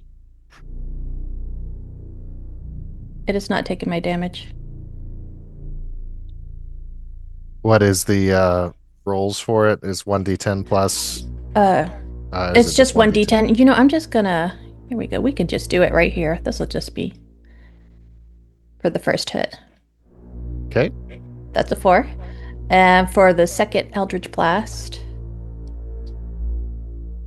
Are we not gonna roll? Now, because I'm not familiar with your character come level 7, is It's there any 2 modifications to Eldritch Blast? Like, is it repulsing blast? At level or... 5, you get 2. Yeah. But I'm saying, is it repulsive blast, or is it one of those variations of it? No. I just took Eldritch Adept has a Okay. Or Magic Initiate, sorry, has a druid. Gotcha.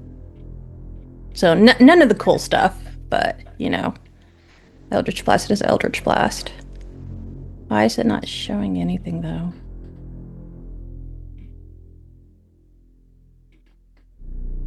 I'm sorry, this is very frustrating right now. I don't even see the chat log. Game log, there we go. So that's a 13 to hit. Okay. That's with advantage and with a d4 added on from bless. That is just to see if my roll's going through, but with it, let me add a d4 then. We'll just roll. So why is it rolling an extra d8? That is a 17 to hit. 17 hits. And that is the first roll was. Ooh, okay. 10 damage. Why is D&D Beyond is going nuts? Ignore that I just rolled another d20. Okay. So you did a total of 10 and 8. So 18 damage. Okay. Yes. And yup, moving back. Okay.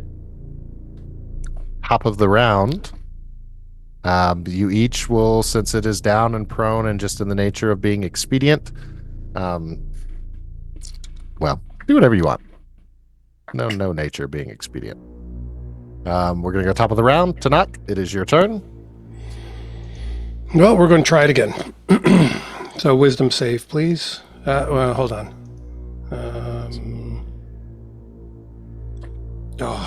I will say, well, after I mean- you witness Zianya's damage to it, it seems to just be laying there taking it, almost like it's prone and unconscious.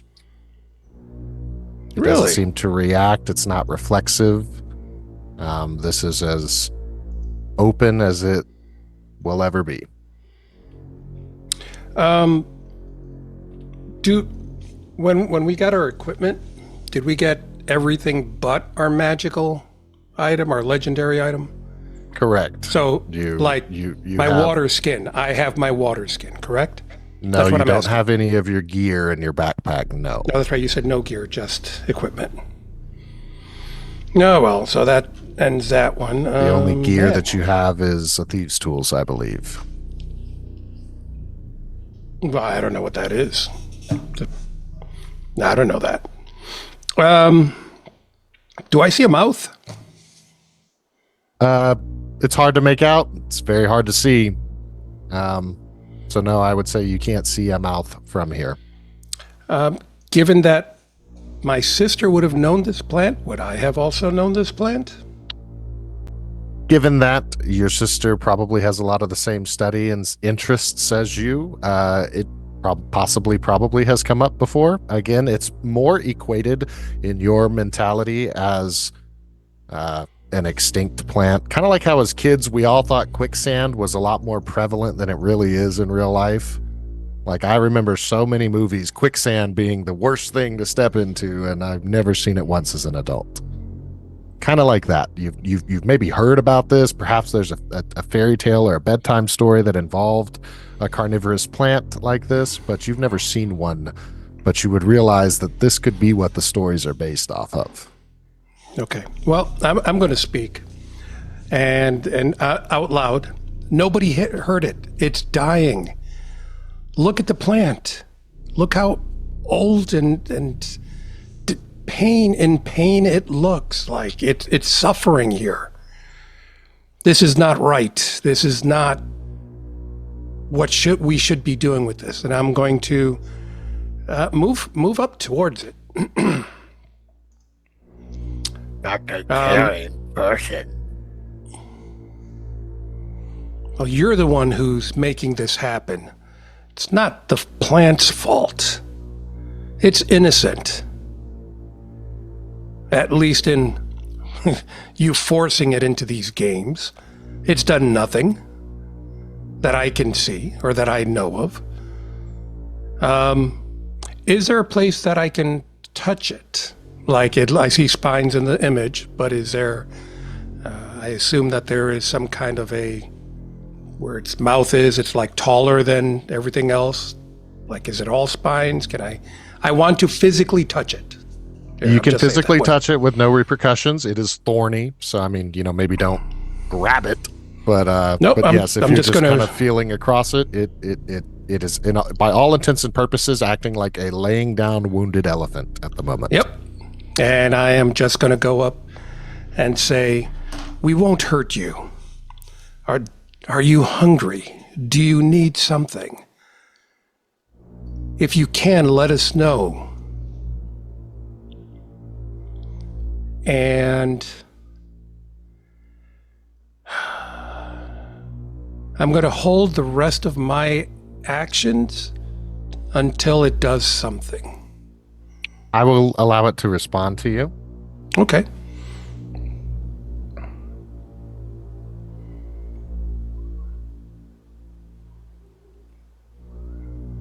Your mercy is unwelcome.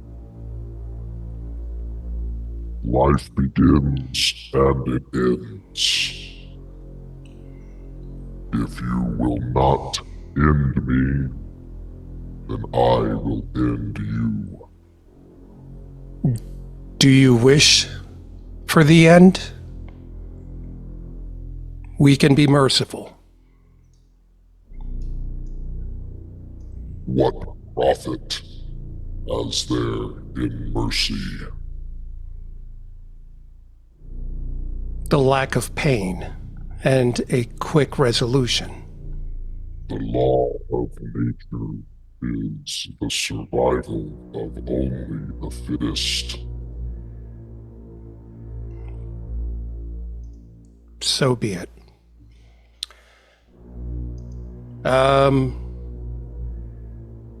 With my hand right on it, as I am now point blank, I'm going to punch right through it.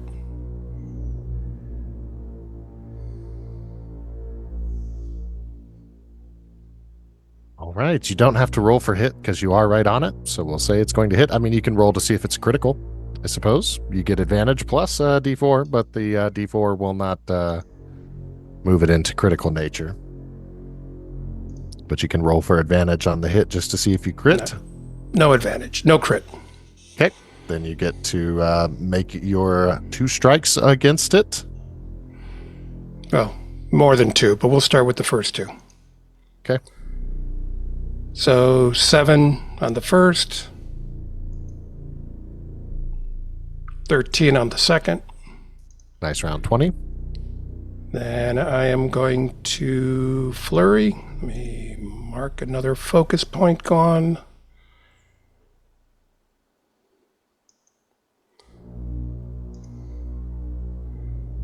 Another 13. Another 8. 41 total points of damage. Very nice. And go ahead. With that, the body of this thing starts to jumble and erupt, and you see some of the vines that were still connecting from the ceiling, although a lot of the main supports seem to have been lost. These tend to tentacle out and tangle up as if to re-grab themselves, and uplifts the monstrosity from the center back up into the ceiling. And we'll jump back from here. I realize that was Tanak's turn in the top of the round. We'll resume with Tanak still having his bonus action. But since the scene change, we're going to take a quick jump over to the waltz. All right, this phase of the waltz conviction, if your knowledge of the waltz is very well, you're going to go around in a square 4 times, and then along the 4th one, you're going to provide a dip to Morticia. Question, is it went dark and now it's back to light again? Yes, the lights had, let's say that the lights have gone out for the first 4 steps. They will come back on during the dip because it's happening at the same time. All right. As the lights go out, the only light you can see is from the end of that cigar. Yeah. So you can see Morticia's face. You remember what this ballroom looked like, although there wasn't much to see, but you can't see anything else. So, gathering what I've noticed before since being in his house, I'm going to, because I'm making an assumption what Morticia is. Morticia, you see the blue markings on my face light up, and the eyes start going to like bluish or dark bluish green. As I cast Divine Sense, I can detect good, evil until the end of my next turn. You can sense any affected by hollow spell, or the location of any celestial fiend undead within 60 feet that is not behind total cover. You can use this up to 4 times for a long rest. So me assuming that Morticia is undead, basically using that to make sure I can still see her and be able to move her. What all does it reveal? You said celestial, fiend, and undead? Yes, that's correct.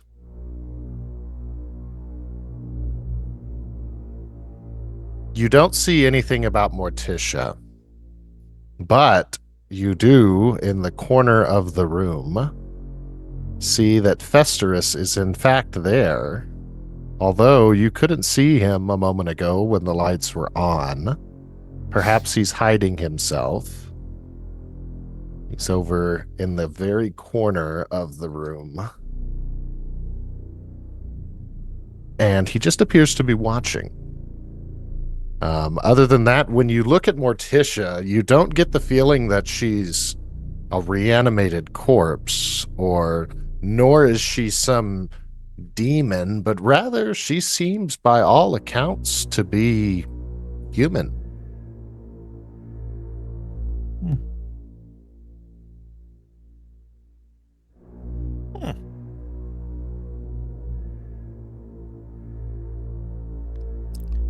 Is there anything else you would like to do before the first phase of this waltz? I'm going to try something. I know it's touch. I'm going to try to improvise. Am I able to take my head down to like my hands as I'm waltzing? Would that be considered a touch? I will allow that to count as a touch. Morticia, I will ask you, do you have any qualms about him doing something weird during this dance? Don't worry, darling. I have an itch.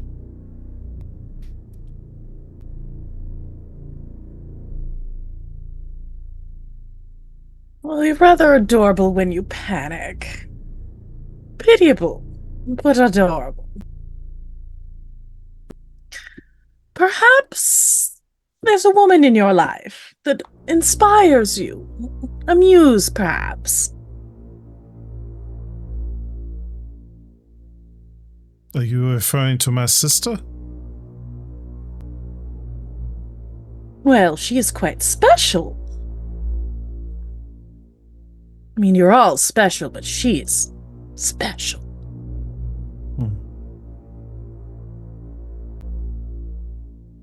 You're quite special yourself.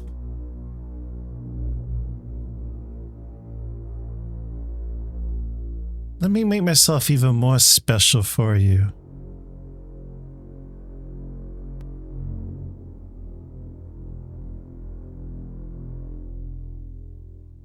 Do you allow him to do it? Yes. Sure. All right. It's nothing too crazy. He's casting protection from evil or good on himself. Okay. What does that look like, and also what does it do explicitly? Just so, like the key points of it.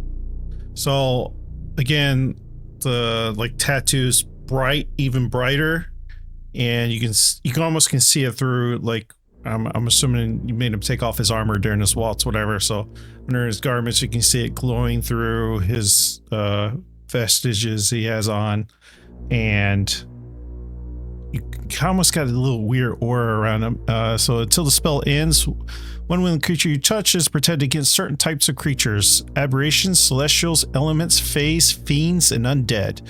The protection grants several benefits. The creature of those types has disadvantage on attack rolls against the target. The target cannot be charmed, frightened, or possessed by them. The target is already charmed, frightened, or possessed. By such, the creature has advantage on the saving throws. It's more preemptive, protecting myself. Okay. All right, the first roll of this dance, as you guys are swooning about in the square formation of it, is going to be a charisma performance check. DC of 14, make that 11 with your cigar. For once, come on. There we go. 18.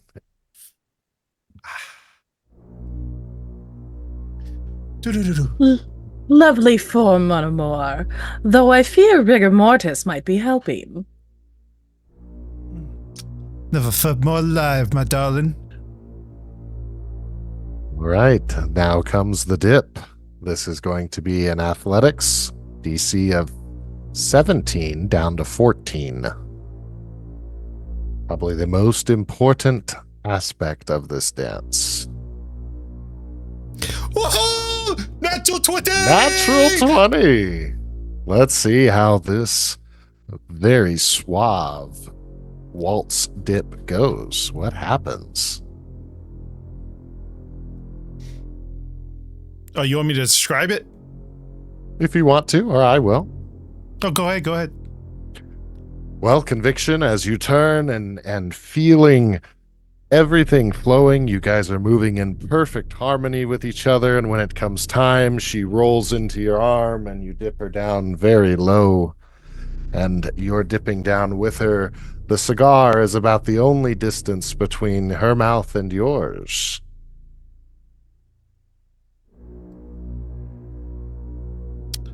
And I cast command to release us. Or is one word, release. Okay.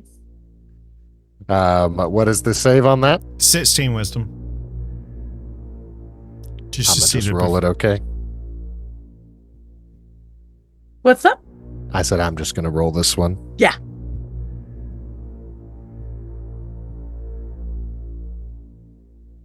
Should he get advantage on that, or rather, should you get disadvantage because he not 20'd the dip so well? I don't think so. Well, the 8 won't be enough to. That'll be the lowest one anyway, even with the +5. Okay. It is. The command word release has been given to you, Morticia. Just for your benefit, I believe I included this in section 2A of your messages. 2A?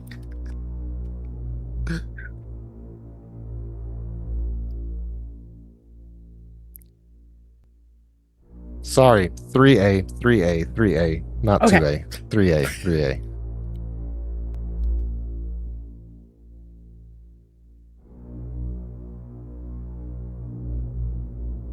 And it might help to read 3 also. 3A to Z. That's what Dino says. How did I get here? Who are you? What's happening? My darling, you are very exquisite, but you've been trapped here by this guy over here, and I point right to Festus.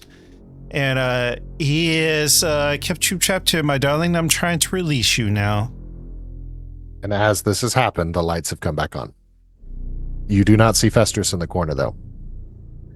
Who are you talking about? What's going on? Darling, you're trapped in the house of cards and games, and you're here against your will. I'm trying to help you escape. Well, I appreciate that, but What is I your don't real know if name? I can leave.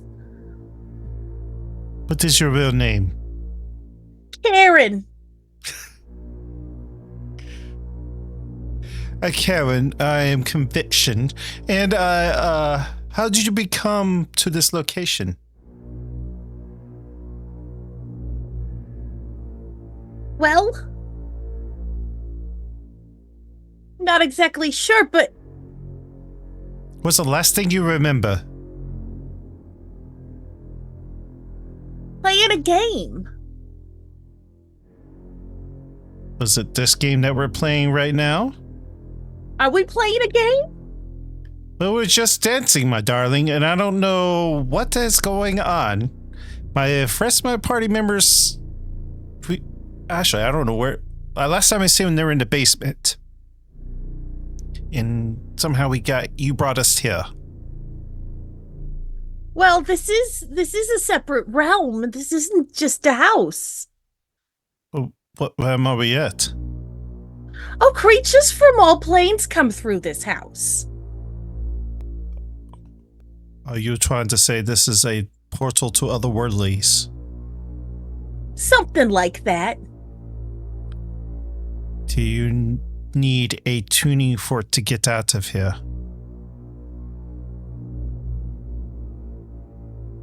I don't know.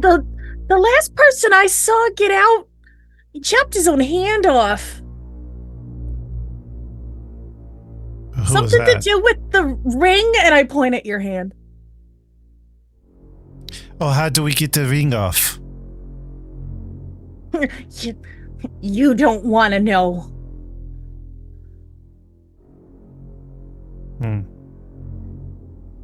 It's not easy, that's for sure. I think I saw one of my friends. One time he severed his own hand in order to escape. It might have worked, but I'm not sure. Conviction, you would know you have about one more question. I am going to use a channel divinity. Divine Dispel.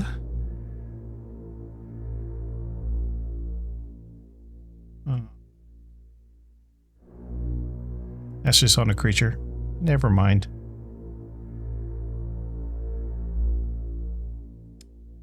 mind. I wish I had natural dispel. Never mind, that's for a creature. Alright, so you're saying that this ring is keeping us here, so I must basically chop off my finger. Your finger, your hands, it keeps you from getting too far. Okay. At this point, Festus will appear, making himself seen. He will appear very near to you both, and he is looking vehemently angry at Morticia. What are you doing, Morticia? This is a violation of the rules. Roll schmools. As you know, there are punishments for not obeying my rules. You're not my manager. No. So it would seem. Go ahead. No. We've played your rules. I've clearly won. I just demand that you release all of us and let poor Karen go back to whatever realm she's at.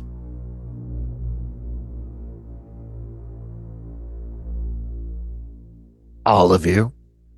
All right. He's going to wave his hand, and Morticia will quickly age and turn into sand and ash. Yep, fall down. What remains in that ash pile is a rose that you may pick up before you are transported. These items seem to be important. I'll pick up the rose. Okay. And this pulls you back into the basement. Oh, I have you off to the side already. So you are now back here in the basement with them. You will join turn order following the last of them. We'll resume down here. Tanakh, it is your turn. You only have your bonus action remaining. And Evany, you are on deck. Well, so I only have a bonus available. I am going to... Do I pop this?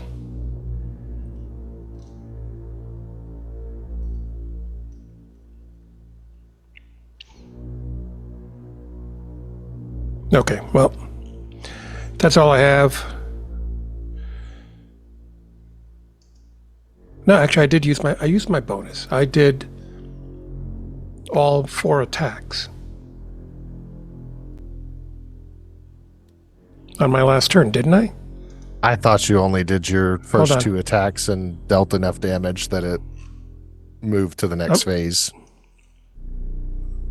1, 2. No, there's 4 attacks and... Oh, no, that's 1. No, you're right. Oh, I guess I didn't do it. Okay, well, then we are doing... popping another point, and we're doing flurry. I will state to your previous fear that when you return, these are pushed back. And, oh, Caprice, why are you down here? No idea. I don't know either. So I'm just moving them around for that previous fear based spell that you used. So C, E, F, and G are very far away. B and D are the closest.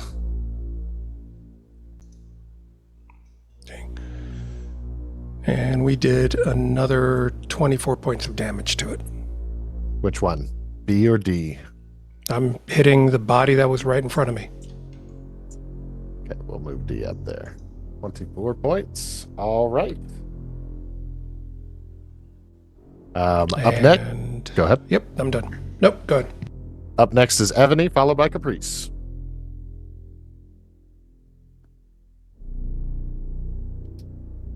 I have a question.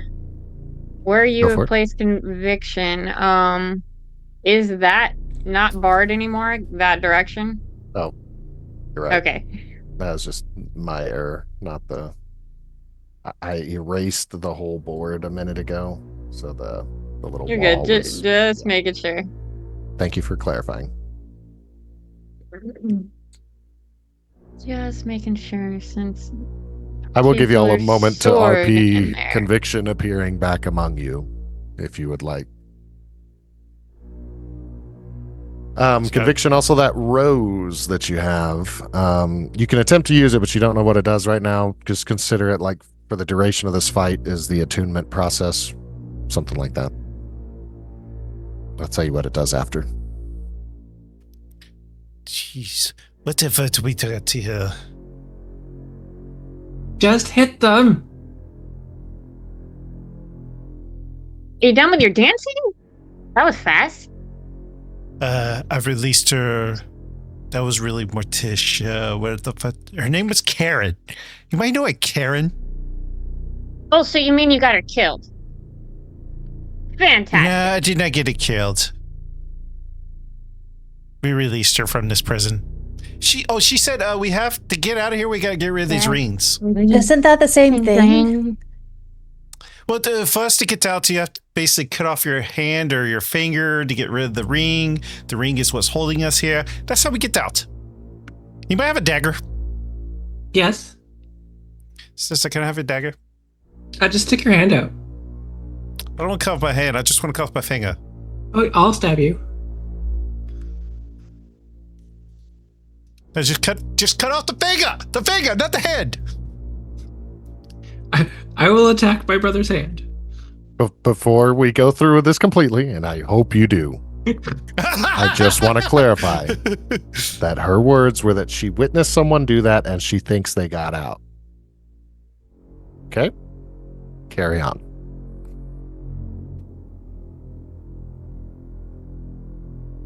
Good. Take it off.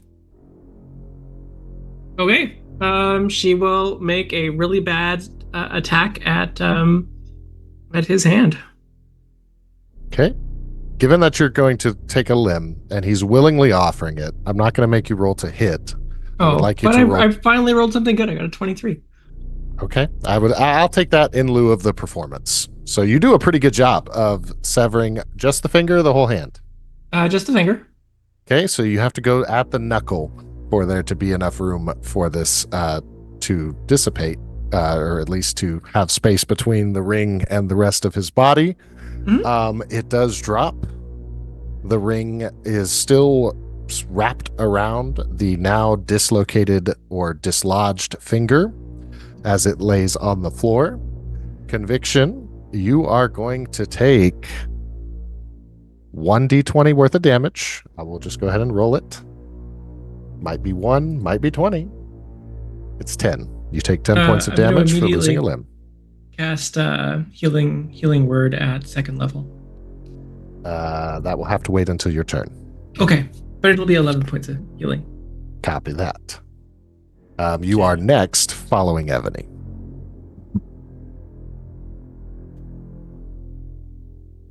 My second question to DM, can I see where the main body went? You know that it's gone back up into the ceiling, but it's almost as if that lights out mechanic might be something that emanates from this being itself.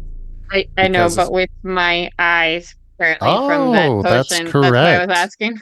Yes, you can see the body of it in the ceiling. It is curled up in the corner as if it's trying to protect itself. It's like an animal frightened in the corner of a room. It is hunched up in the top corner, balled up, and you can see there's no eyes at it, but you can see a mouth full of teeth that is looking back at you all. It is in the, let's say, the top right corner of this room. So right about here. And what type of crossbow did you say I picked up off of Wednesday's ashes? Wednesday's crossbow is a light crossbow, and it has a plus 12 to hit. So it can miss, it just doesn't miss very often. And it will find the unique pathing to hit its target if the need arises. I'm gonna take out that crossbow and shoot at the main body. All right.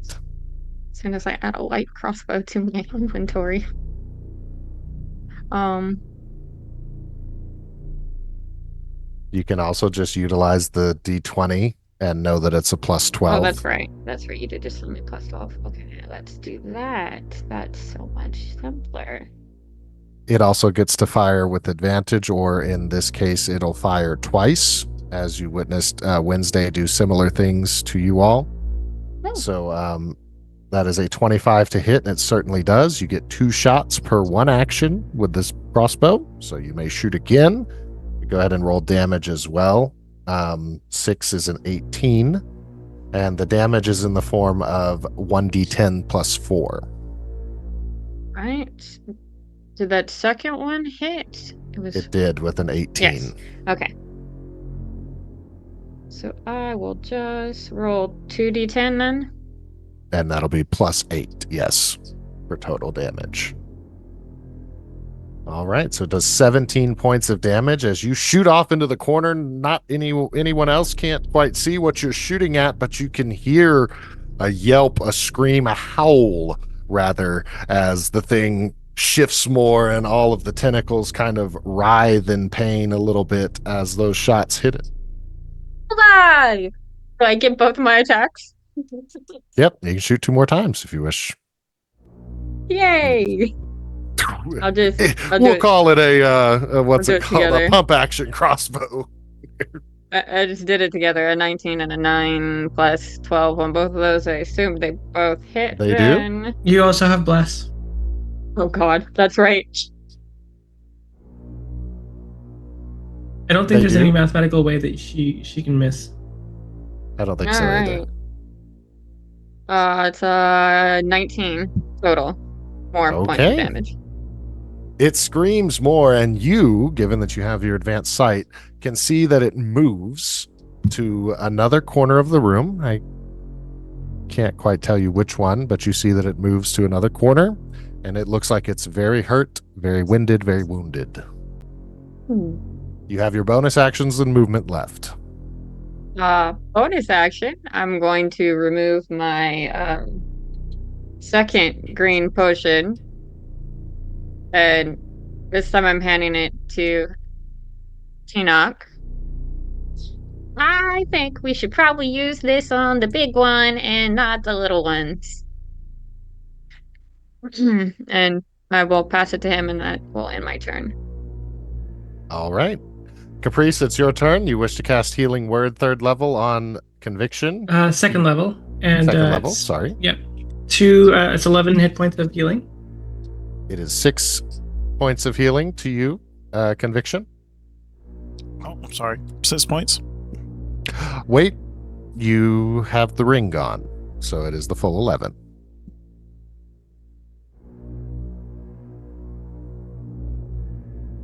And I'm going to pick up his finger. Okay. And full action.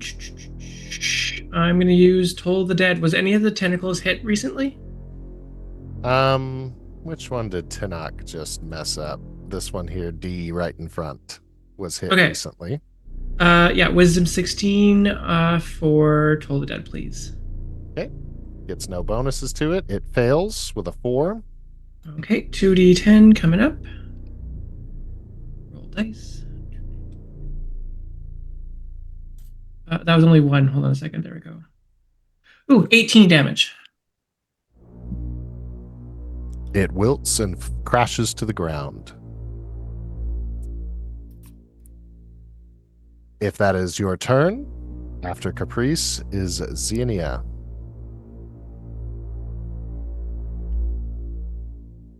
Conviction, you are on deck.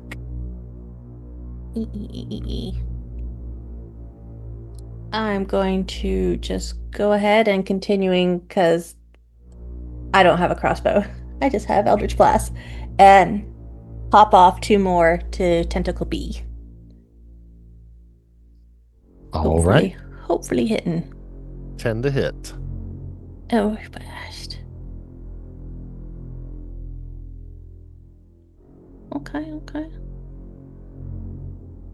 17 certainly hits.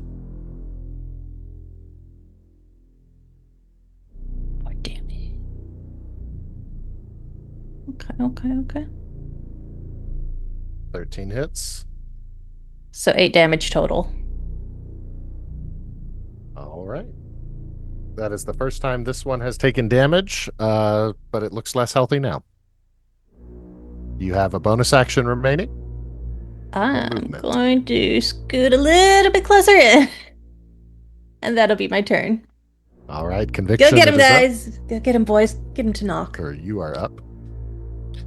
Which one looks most hurt or less hurt? The least hurt. Is it A? No, I'm clicking on them to see their health. E has not been touched yet.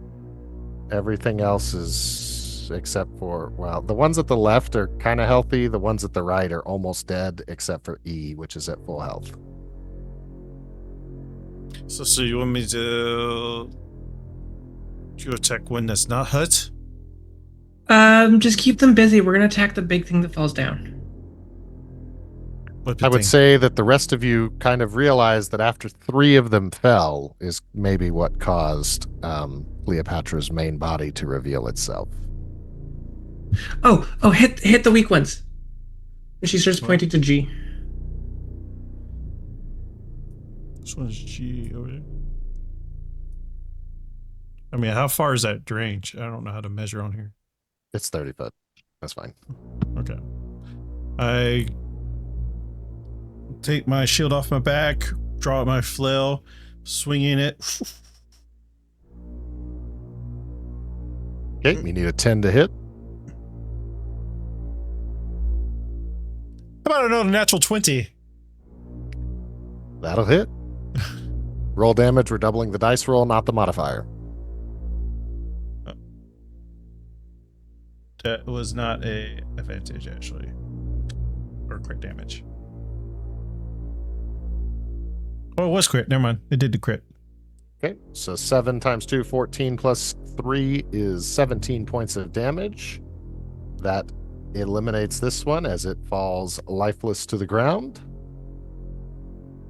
I do have a second attack.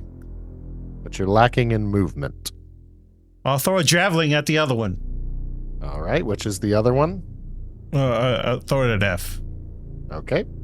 10 to hit. 19. 19 hits. 10 HP. 7. It coils, but it still seems to have a little bit of life in it, but it is coiled like a wounded snake in the corner.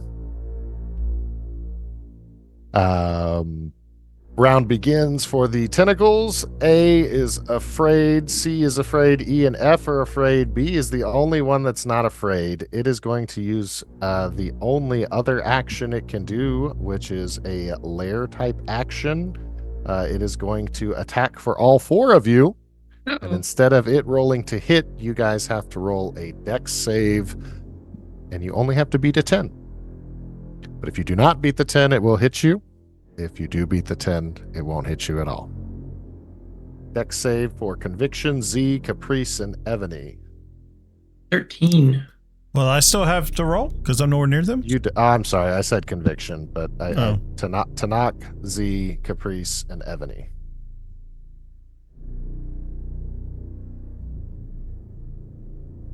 I've got Caprice, Tanakh's, and Evany's, so I just need Z. Zianya. A dexterity save when you can. It's in it's in my thing. Oh, well, just tell me then. 12. Okay. The 12. Okie doke. So the 3 of you are able to roll, jump, step out of the way. It seems that Tanakh does it just by simply stepping. He feels the wind moving and it coming towards him, so he steps forward right as the tentacle slams down. Evany, you were still looking at that top right corner, so you don't even sense it coming your way, and it connects with you for a total of 2d10s plus 2 each. So a total of 12, 14, 16 damage to Evany. I am going to duck out of the way and use evasion. Okay. Taking 6 instead. Well, it was 6. Does that consume a key point?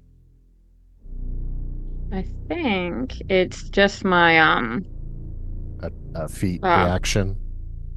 reaction. Sorry. Okay. You only take 6 points of damage. The tentacle bee is now prone right in the middle of you all, and it is top of the round for Tanakh.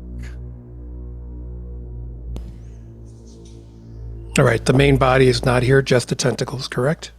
Correct, and if you were really thinking about it, you might realize that you only need to rid 2 more before the main body will reveal itself one more time.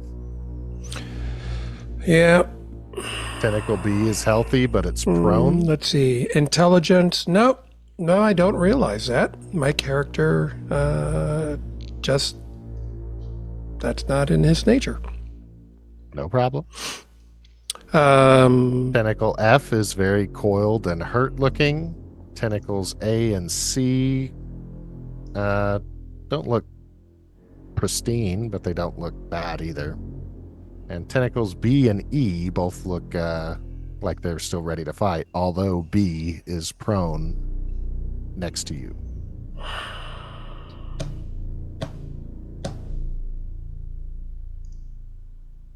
What would my character do? This is exactly what he would do. So, he's going to move to move. Z is right there. No, damn it, he's not going to move. He would be attacking. I know, I sound disappointed. That's a hit. Hit 1. Do we still have... Caprice had dropped something on us, right? Bless. You have Yes, bless. that is a plus. Do we still have bless in play? A plus Yep. D4 to hit. Yeah, it's still there. Thank you. So 12. So it's taking 25 points of damage. How's it looking? Still up? It recoils and it's taken some damage. It has 12 left. No, it won't. Let's drop off another point. Oof, we're running low on those. And there's hit number 1.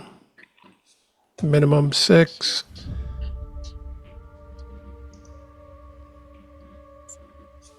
I take it that's a kill. That kills it. And for the final time, the body drops back to the center of the room. I do need to add your token Conviction. conviction. Got you right there. Actually, you're over in this corner. The lights go back out. It is dark. Festurus is still standing. I'll put him right there with the light bulb so that you can all see. He wasn't standing there a moment ago when the lights were on, but now that the lights go off, you see him standing there with the light bulb in his teeth, emitting about a 15-foot sphere of light around him. And next in the turn order is Ebony, and then Caprice.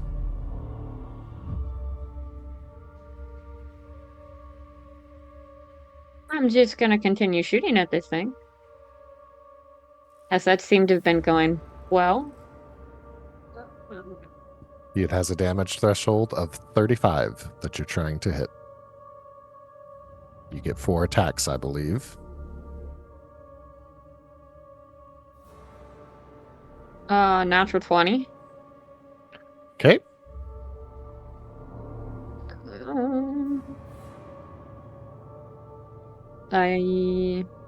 It's a D10, right? D10 plus 4. But now with crit, it'll be 2 D10s, and we'll double the rolled amount. Well, only one of those is a natural 20. Other one... Right. Game log disappeared again. One was a natural 20. Did it not roll the second one? It's 17 and a 20. You rolled. Oh, there it is. Right there. Okay, yeah. So only one of those is a natural 20. Let me just roll the first d10. That's just the first one, and it's a plus 4. plus 4. Okay. And then the second one is the natural 20, so this is the doubled one. 10. It was 10? Someone doing? I mean, doubled, so... Oh, I gotcha. And- Okay. So 7 and 14s for 21 total points of damage. That was the first 2 attacks. Just do the second one. A natural 1 and a 16. Does it have a repercussion for rolling a natural 1? Let's play out the 16 first, and we'll do the Alright. 1 second. First one is 5 plus whatever it's plus. Plus what. 4 is 9. Four. So it has 5 HP remaining, as the second one's a 1. When this second shot goes off, it reacts and it moves to the side and it slithers one of its vines with the thorns around it, wraps around your leg, and it starts to drag you closer to it. It's going to drag you half the distance to it. And you're currently, I don't know if restrained is the right word. You're immobile because it's got your leg. You can still use your hands. Don't touch it. Oh, I could still use my hands. That's probably a bad idea for me. Although Fury of Blows, I think I had to hit with a melee. Yeah, I had to have hit with a melee, so I can't do that. So, bonus action, I will Patient Defense instead. I'm gonna get into a defensive stance Sure. with the crossbow out front, and hold there. All right. Next up is Caprice. She is going to run up to Ebony. And she'll be like, "Hey, don't worry. Just follow the spirits." She's gonna lay a hand on your shoulder, and you are going to teleport over here, if you allow it. Sure. Yeah. That was face step technically. Okay. It was a bonus action, and then so as an action, she is going to just use Toll the Dead one more time. So Wisdom 16, please.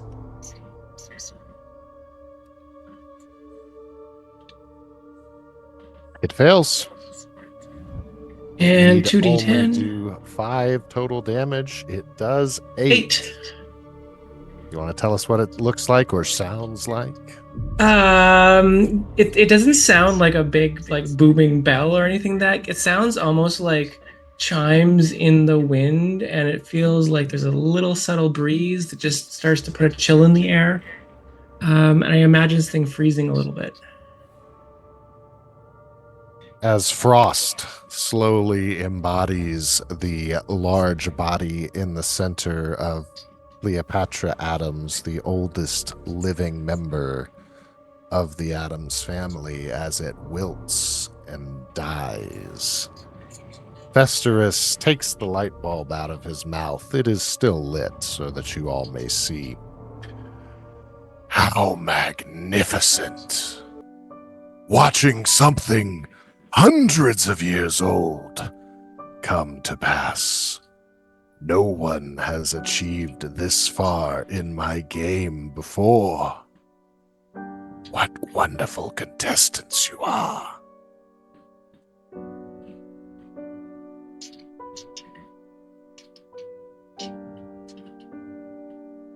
With that, the lights come back on. Everything is dropped. Tentacles are gone. The corpse of the giant, canonically, it's an African strangler, is what the Adams refer to it as. The African strangler is no more.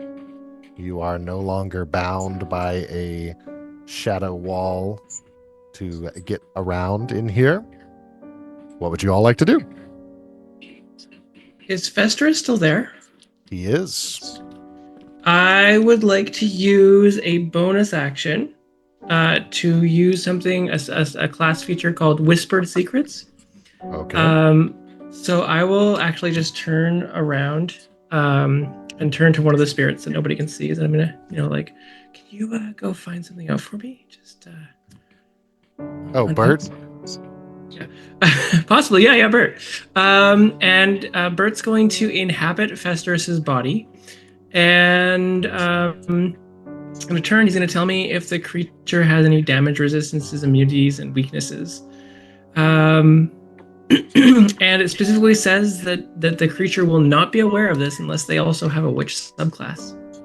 Ooh, well, then he is not aware of it. You will learn that Festus has a poison immunity and a necrotic resistance. I know you might think it's backwards. It's not. The necromancy class is immune to poison, resistant to necrotic damage.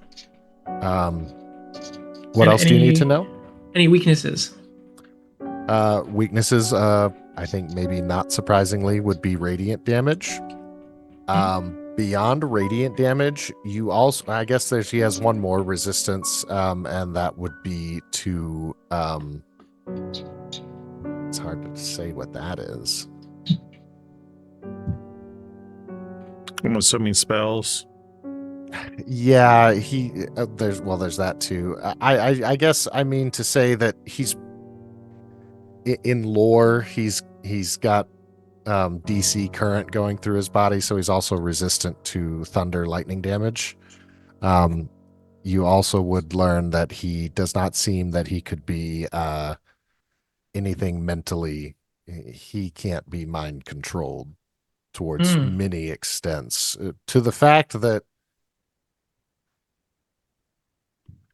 he has like almost a deity level's worth of control of his own consciousness. Thank you, Bert. Just sorry if that felt weird for you. Just appreciate it. Thank you. That felt really fucking weird. Yeah. It's okay. It's like I'll never ask you to do that again to that specific guy. How many of you have seen something over 600 years old come to pass? This is a sight not many get to see. There are few things that are firsts for me, but this is one of them. Cranky was like a few thousand years old. Who's Cranky? Oh, I'm sorry. Who is Cranky? Where can I meet them? Oh, I think they're dead. You have to join. That was the point, wasn't it? Just to join our special little club. Well, this is the first time that I've had to congratulate a group for winning my game. Do you care to know what you've won? Oh, yes. Freedom. Freedom is an option. Well, at least for one of you. You see, you've incurred a little debt while staying at this house. You have eliminated 4 of my family members, and I can't be without my family members. So 4 of you will stay and become the next contestants or the next floor bosses. 1 of you may depart. Didn't we eliminate 5? Stop counting, Envany. Lurch, Wednesday, Pugsley. I assumed that he got Shut up, Ebony. Dancer dead, and then we I'm just killed those clapping my hands plants. over her mouth. Shut up, kitty. What about Thing? You didn't kill Thing. I will say there's more you can learn from this room as we're in the final 10 minutes of session tonight. I implore you to look around the room just a little bit. Remember, everything is there for an intended purpose. Since I just got shut up, I'm just gonna scooch over into a corner and shadow stepped into that room that had a really cool sword. Okay. While she's doing that, what's everybody else up to? I'm gonna face step into the other room. Okay, let me go ahead and remove more tissue there. I would like to see if I can find any remains of the plant. How many All charges do right. you have a face step? Easily enough. Go ahead and let's say what are Conviction and Tanakh doing in the room here. I will advise that we have points of interest that seem like something over here might be a point of interest. Additionally, something down here might be of interest. And you guys have already seen this painting, but it is there. And you've already seen this painting, but it is there. And once I learn... Okay. I'll check out the Conviction's body. down there. And Tanakh, you go stand where you want to stand, and we'll start going one by one. First and foremost, we'll keep it in this initiative order. And Tanakh, you can go first. As you come over here, you see a statue that doesn't look like it belongs here in this place.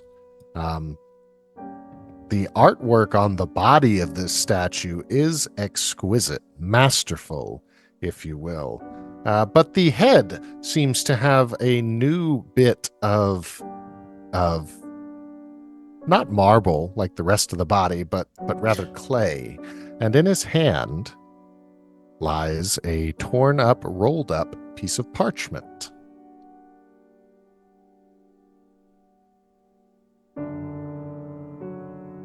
Okay. What else do I see around there? You see the vines and stuff adorning the walls behind it. What you would draw is that the thing in his hand doesn't look to be marble. It actually looks to be paper. That doesn't quite fit exactly in his hand, but you know how a rolled up piece of paper sort of expands? It is just being held vicariously by the statue that seems to have an adjusted head. Okay. I'll take the paper. All right. And open the paper. On the paper, it is blank, but is most certainly a tapestry that belongs in a painting somewhere. Perhaps if you found one that is missing its contents, maybe this goes there. Okay. Other than... Next one on the list is Evany. You are in the treasure room. You said you are most interested in the fencing sword that is within the mounted dragon's mouth. All right. You are in the treasure room. What are you attempting to do? I suppose I have never learned my lesson yet, and I'm going to try to pull the sword out of the mouth of the statue. Okay. You may choose between an Arcana check or a sleight of hand check. Excuse me. Well, I guess it doesn't matter. Check and saving throw are the same modifiers, right? Is there a difference between check and saving throw modifiers? Between Arcana and Sleight of Hand? Yeah. What I'm saying is if I said an Arcana save or a sleight of hand check, would that be the same as saying an Arcana check?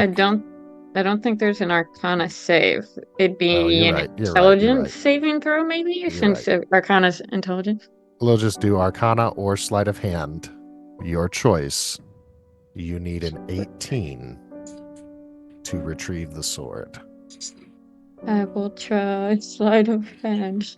May You also have Vagabond bless, help me. so you have a plus a d4. Oh, cool. Not gonna help me. But I'll roll my d4 because she did bless me. Nope. I got a 10. Okay. We'll come back to you. You'll get another chance. Next, Caprice. In this torture room, you see all around you skeletons chained to the walls. One that is a less than completely decomposed individual lying across this torture rack down here. You see the one here is definitely an old skeleton, although the bloodstains don't look that old. But you can see that it's missing its whole lower torso. And on this wheel right here, you see an individual that looks to be relatively fresh, and a myriad of knives and crossbow bolts and many other things, almost as if the wheel can spin and some of the atoms would play target practice with this person. I'm going to spin the wheel. Okay. Go ahead and, I don't know, athletics, strength, performance, anything that you might make a case comes into play here will work for spinning the wheel.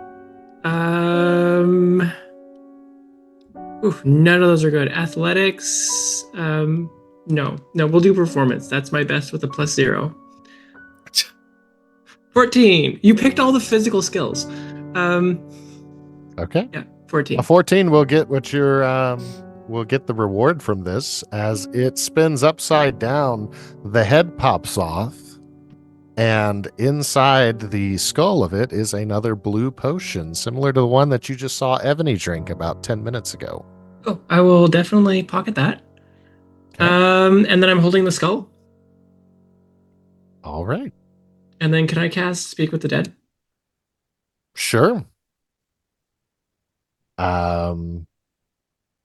Okay, 5 questions. Because this is just, for funsies and flavor, he's only going to answer yes and no. Oh, okay. Hi.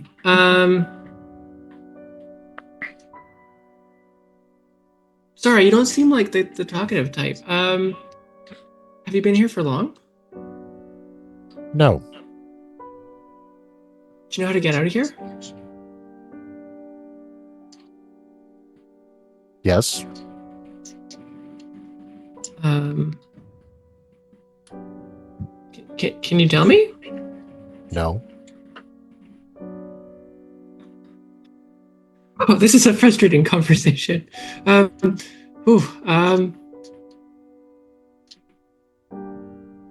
you feeling happy? No. Is there anything I can do for you? Yes. And then he disappears. Oh no. Oh, I'm so sorry. I'm just gonna kind of like put him back on the on the thingy. Probably not anatomically correct anymore.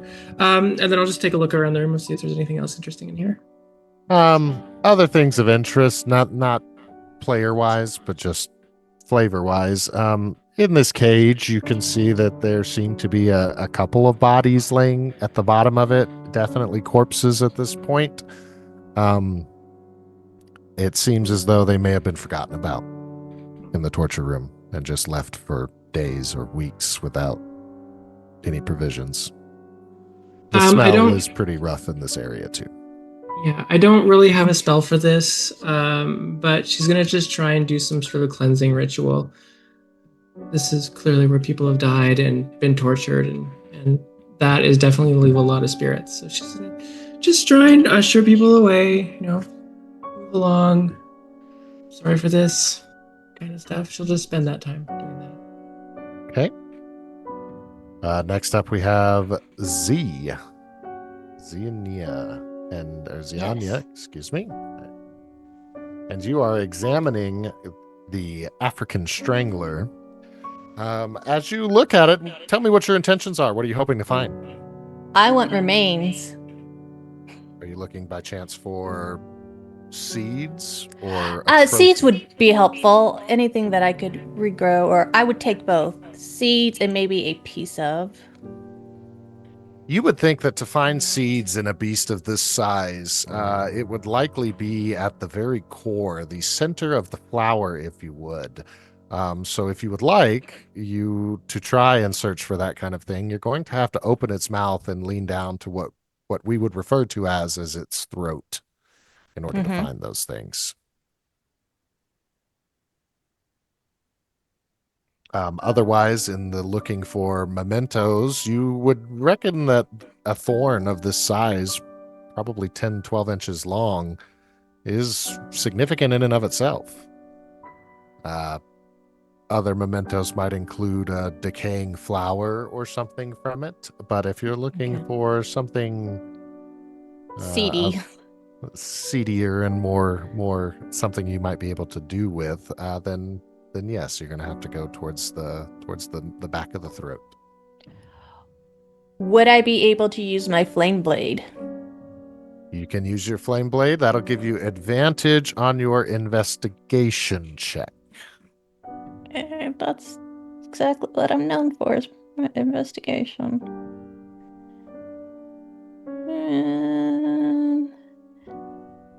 15.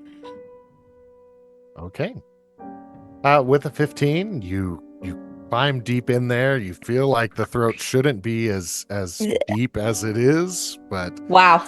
going further back and further back, you find kind of like if you've ever chopped the top off of a jalapeno pepper, and the cap still has just a big cluster of these little white seeds attached to the cap. You find that, in what would be the esophagus of a human, but of this carnivorous plant, a bulb of seeds. Each seed, predominantly flat, is about 3 to 4 inches wide. So these seeds are about the size of a cup coaster in our modern day homes.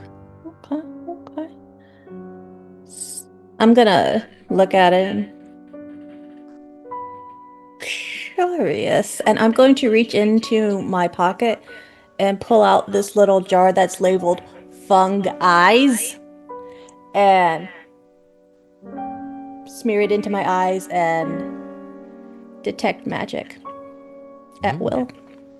Okie doke. Is it glowing? It. Please tell me.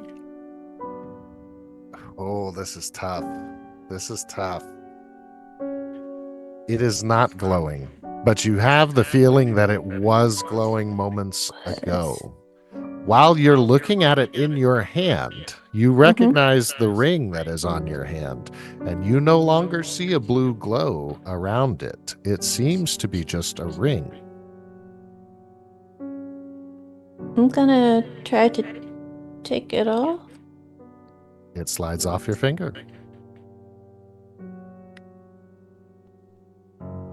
To not.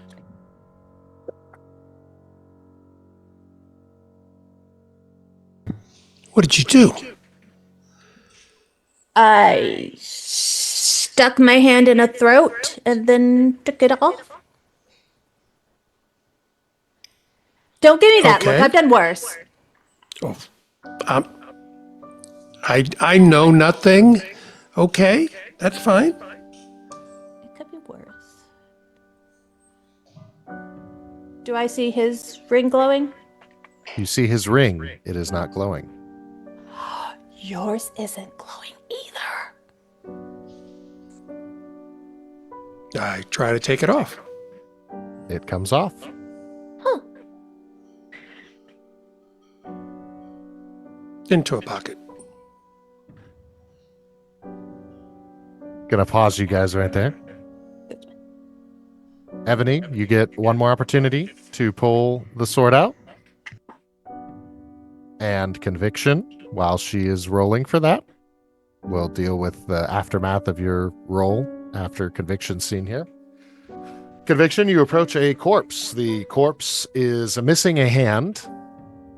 It seems that the blood has pooled out around it. A lot of the roots seem to shrink down smaller and smaller with a very fibrous look to them that seem to be drawing up the blood. And even some of the roots have crawled into the body of the being itself.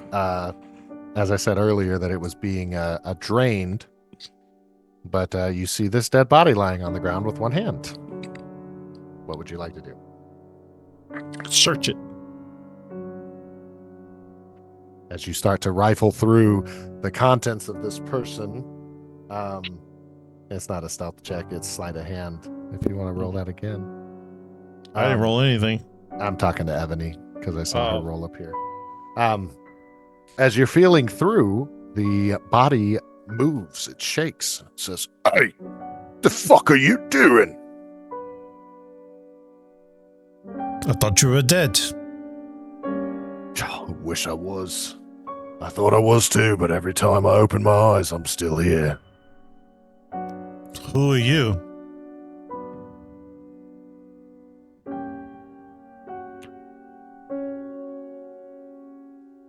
The name's Darrow. Oh, what happened to your hand? That creepy, pale bastard lopped it off. Said I owed him something. How'd you get here? Oh, last I remember for that, I don't remember what I was doing before. But I was in some sick game. We were digging corpses up outside. And this little hand kept pointing to where this big giant was coming from. So I smashed the damn thing. Crushed it underneath my hammer. And that bastard Festrus said that I had a debt accrued because of that. And that I was needed to replace it. So he took my bloody hand. And I see it running around from time to time.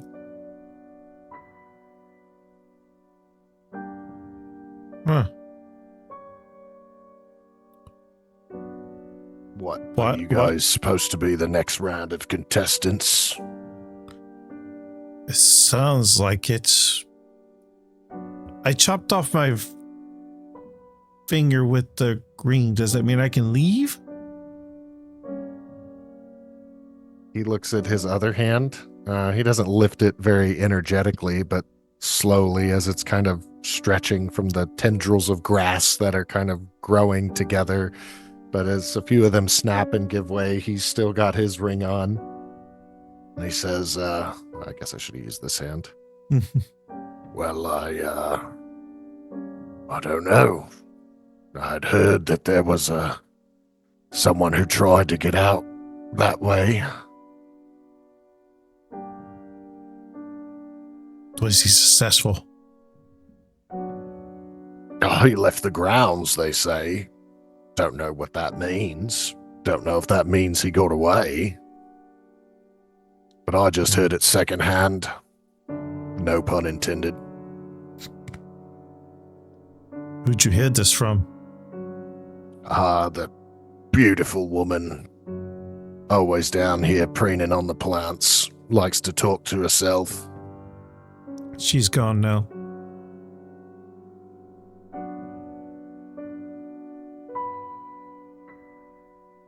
Hearing that, and after freeing his arm, he kind of seems to notice that the plant is also in a state of decay or a state of death. And I'm gonna take this opportunity to do, because I feel like this might help him. I'm gonna choose my channel divinity, which is what I was saying earlier. Divine Dispel. You may force any creatures you can see that is using magic to put under a magical effect, including not exclusively charmed, frightened, or restrained, to make a charisma saving throw. On a failure, the magical effect ends. I don't know if he's under any magical effect. he's not anymore. So no. I mean, you could use it. I'm not going to make you burn the slot for it, especially because I think that's a semi-special, like once per day or once per 30 days type action. My special charm allows me to do one free action per day. Okay.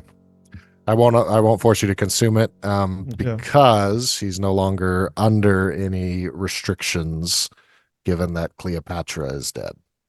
Okay. All right. And Ebony, I see you're not quite successful getting the sword out of the mouth. Would you like to call Two for and a someone nat else one. to help? Yeah.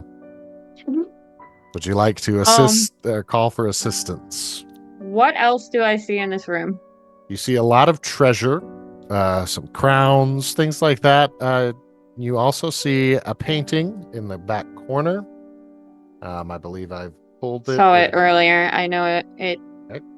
It's semi connected to lurches, and probably something else. Very well said. But there's nothing else in here other than that. I mean, if you wanted to stuff your pockets with gold, it seems like there would be very little stopping you from that. I don't really have anywhere to put it.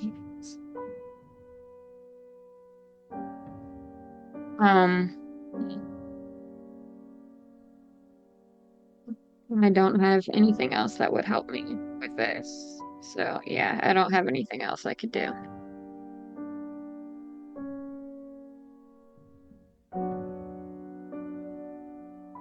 All right.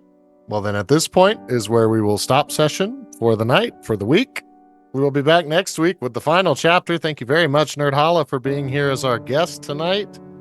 We enjoyed you, and I guess I need to really work on giving some more for them to be able to do, because I really feel bad asking her to come on and be a part of this and then only giving her a handful of minutes of screen time with it. Hey, our first extended combat for this, actually our first combat in general for this one. Uncovered some new mysteries, got a new item, the rose, perhaps something useful for the final episode, which will be next week. As a quick reminder to everybody, !ticket in chat to get in on the giveaway for a 1/10 scale Karlach or Shadowheart. If you are overseas, we ask for a little bit of assistance with the shipping of some sort of thing. And alternatively, we also have some loot packs from Loot Studios. If you're someone who likes to print and create your own tabletop minis, Loot Studios has a bunch of free packs available given to Goblets and Warlocks for this charity to be done as giveaways. If that is something that interests you as well, be sure to put !ticket in order to get in on that giveaway. That all being said, we've had some good donations and new patrons for the night. Excited to see about next session. For this session, one more cleanup mechanic for everybody and for Goblets and Warlocks. We will be deducting $50 off of everybody's patron fee. So your running totals will go down by 50, and that put a lot of us back at zero. So it'll only take $1 or $2 to be a patron for the next one, in which we will have a special guest as well. This one a little more fledged in combat, actually, than the previous one. I hope that the dance battle was fun, at least unique. I don't know that it was fun, but just trying to make up some new ways that are kind of quasi-combat, but not full combat. Finally, the final things, let's all give our goodbye shout-outs. Thank you so much for those who have felt the desire to donate. If you want to go ahead and preemptively assert your patronage over one of these individuals, any donations made from here until the end of stream will roll over into the next one without being caught in that $50 purge. So if you want to go ahead and line up who you want to sponsor for the final stream, now's a wonderful time to do so as we go through our players one by one for their outros, and we will do everybody except Jugan and Nerd. I would like to be last, if that's okay. Let's go right to left from the Twitch stream. So we'll start with TCAT. Hello, it's me, TCAT, miniature painter. Not so much a streamer anymore. I just make more TikToks and shit. But that's okay, because I'm here tonight and next Monday night, and it's been pretty fun. It was good to see Nerd again. She did awesome as Morticia, so extra round of applause. And hopefully you all will join us next Monday. Garrus. Garrus, streamer, allegedly, and D&D player playing Tanakh, a monk. Nylish? Nylish, playing Ebony. who was doing so bad with the rolls at the end there. It's okay. Someone else can get the sword. It's not my type of weapon anyway. Um, Thank you so much, Safun, for the donation again. Always loving the patronage, and I will definitely do what you told me to do that I missed. Next game, don't worry. Caprice? Hey, Azolda here. Yeah, thanks everyone for watching and supporting. I'm just on like everybody else's channel. I don't actually have my own. If you want to follow me, that'd be great. I'm trying to get 1,000 followers without ever streaming ever once in my life. So yeah. And then I guess Jugan? No, Nerd. You're on mute. You're on mute on Zoom. Hi, I'm Nerdhalla. I paint miniatures. I run D&D. I guest spot on other people's D&D, and occasionally play some video games. I've got a one-shot coming up next weekend. So, gee. Or actually, no, this weekend. I can does math. Very cool, very cool. I've been Cleansing Rain, like Garrus, an alleged streamer. I like to say retired. Some people tell me it should be not. I don't know. I like to appear on a lot of things as well. You can find me not tomorrow night because I have a off-stream game on tomorrow nights. You can see me Thursdays on the Cat's Meow Show playing Vampire the Masquerade, and after that, bi-weekly Saturdays on another off-streamed campaign. So I guess you can't see me there, but if you wanted to, maybe you do. I don't know. Can't be there though. That all being said, it's been an absolute blast to DM this stuff, and very excited for our final episode with our final guest, which will be next week. And we will pass it on over to Conviction to give his outro. As you do, one last reminder, ! Ticket, to get involved in a 1/10th scale giveaway of either Karlach or Shadowheart. I won one last year, and Asim's Nerd won the Karlach last year. I got the Shadowheart right here. I've still never painted it because I'm not much of a mini painter myself, but I kind of just like the clean look, and it's very detailed. You know, showing it from a distance on the camera doesn't really do it justice, but it looks great. Let's see if it'll focus in, if it'll quit looking at me. If you want to see a nice detailed one, I'll be starting my painting one on Friday.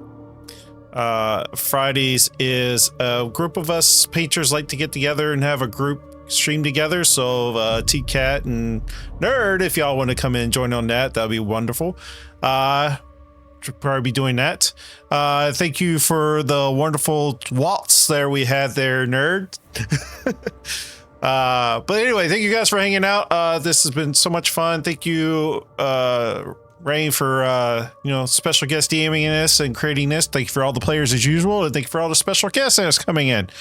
Yeah, this has been a lot of fun. People are having somebody come in and mess with the world and adding their own little stamp onto it. So I kind of like it. It's nice not knowing stuff for a change. With that being said, ! Ticket, as Rain has already said, get in on those giveaways. We'll also be rating out here soon. So here are the Rain chat.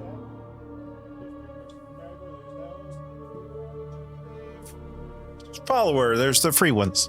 So with that being said, we're going to do a countdown. 10, 9, 8, 7, 6, 5, 4, 3, 2, 1. Nice is entered in, so if I get picked, I'll just re-roll it. Mystic has won. Mystic, if you're in the chat, please jump into the Discord and DM me and let me know what you want, and I'll get it out to you. With that being said, if you're watching on YouTube, please like, subscribe, leave a comment down below what your favorite part is. If you not, leave your favorite emoji. With that being said, I'll see you on Friday for my miniature painting. Have a good night, guys. Step inside. The house remembers.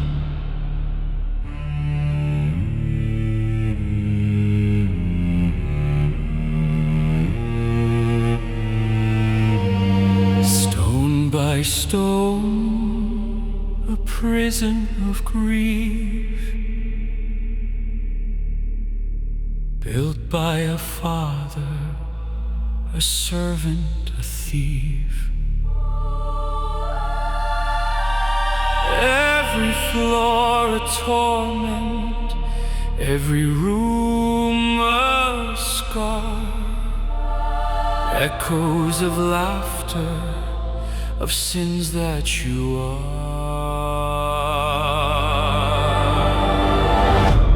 The house of forgotten sins, where the darkness always wins. Strings are pulled by unseen hands. Festeris rules with love and demands.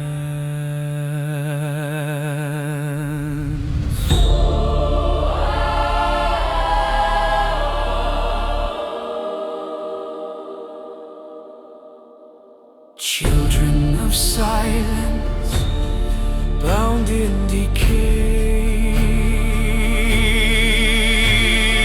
memory screaming won't fade away. Above the curtain, a master unseen,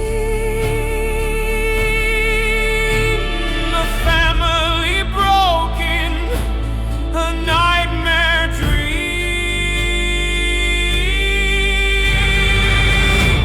The house of forgotten sins, where the darkness always wins. Rooms of sorrow, halls of lies. Festeris watches with hollow eyes. Come closer, my child. The house remembers.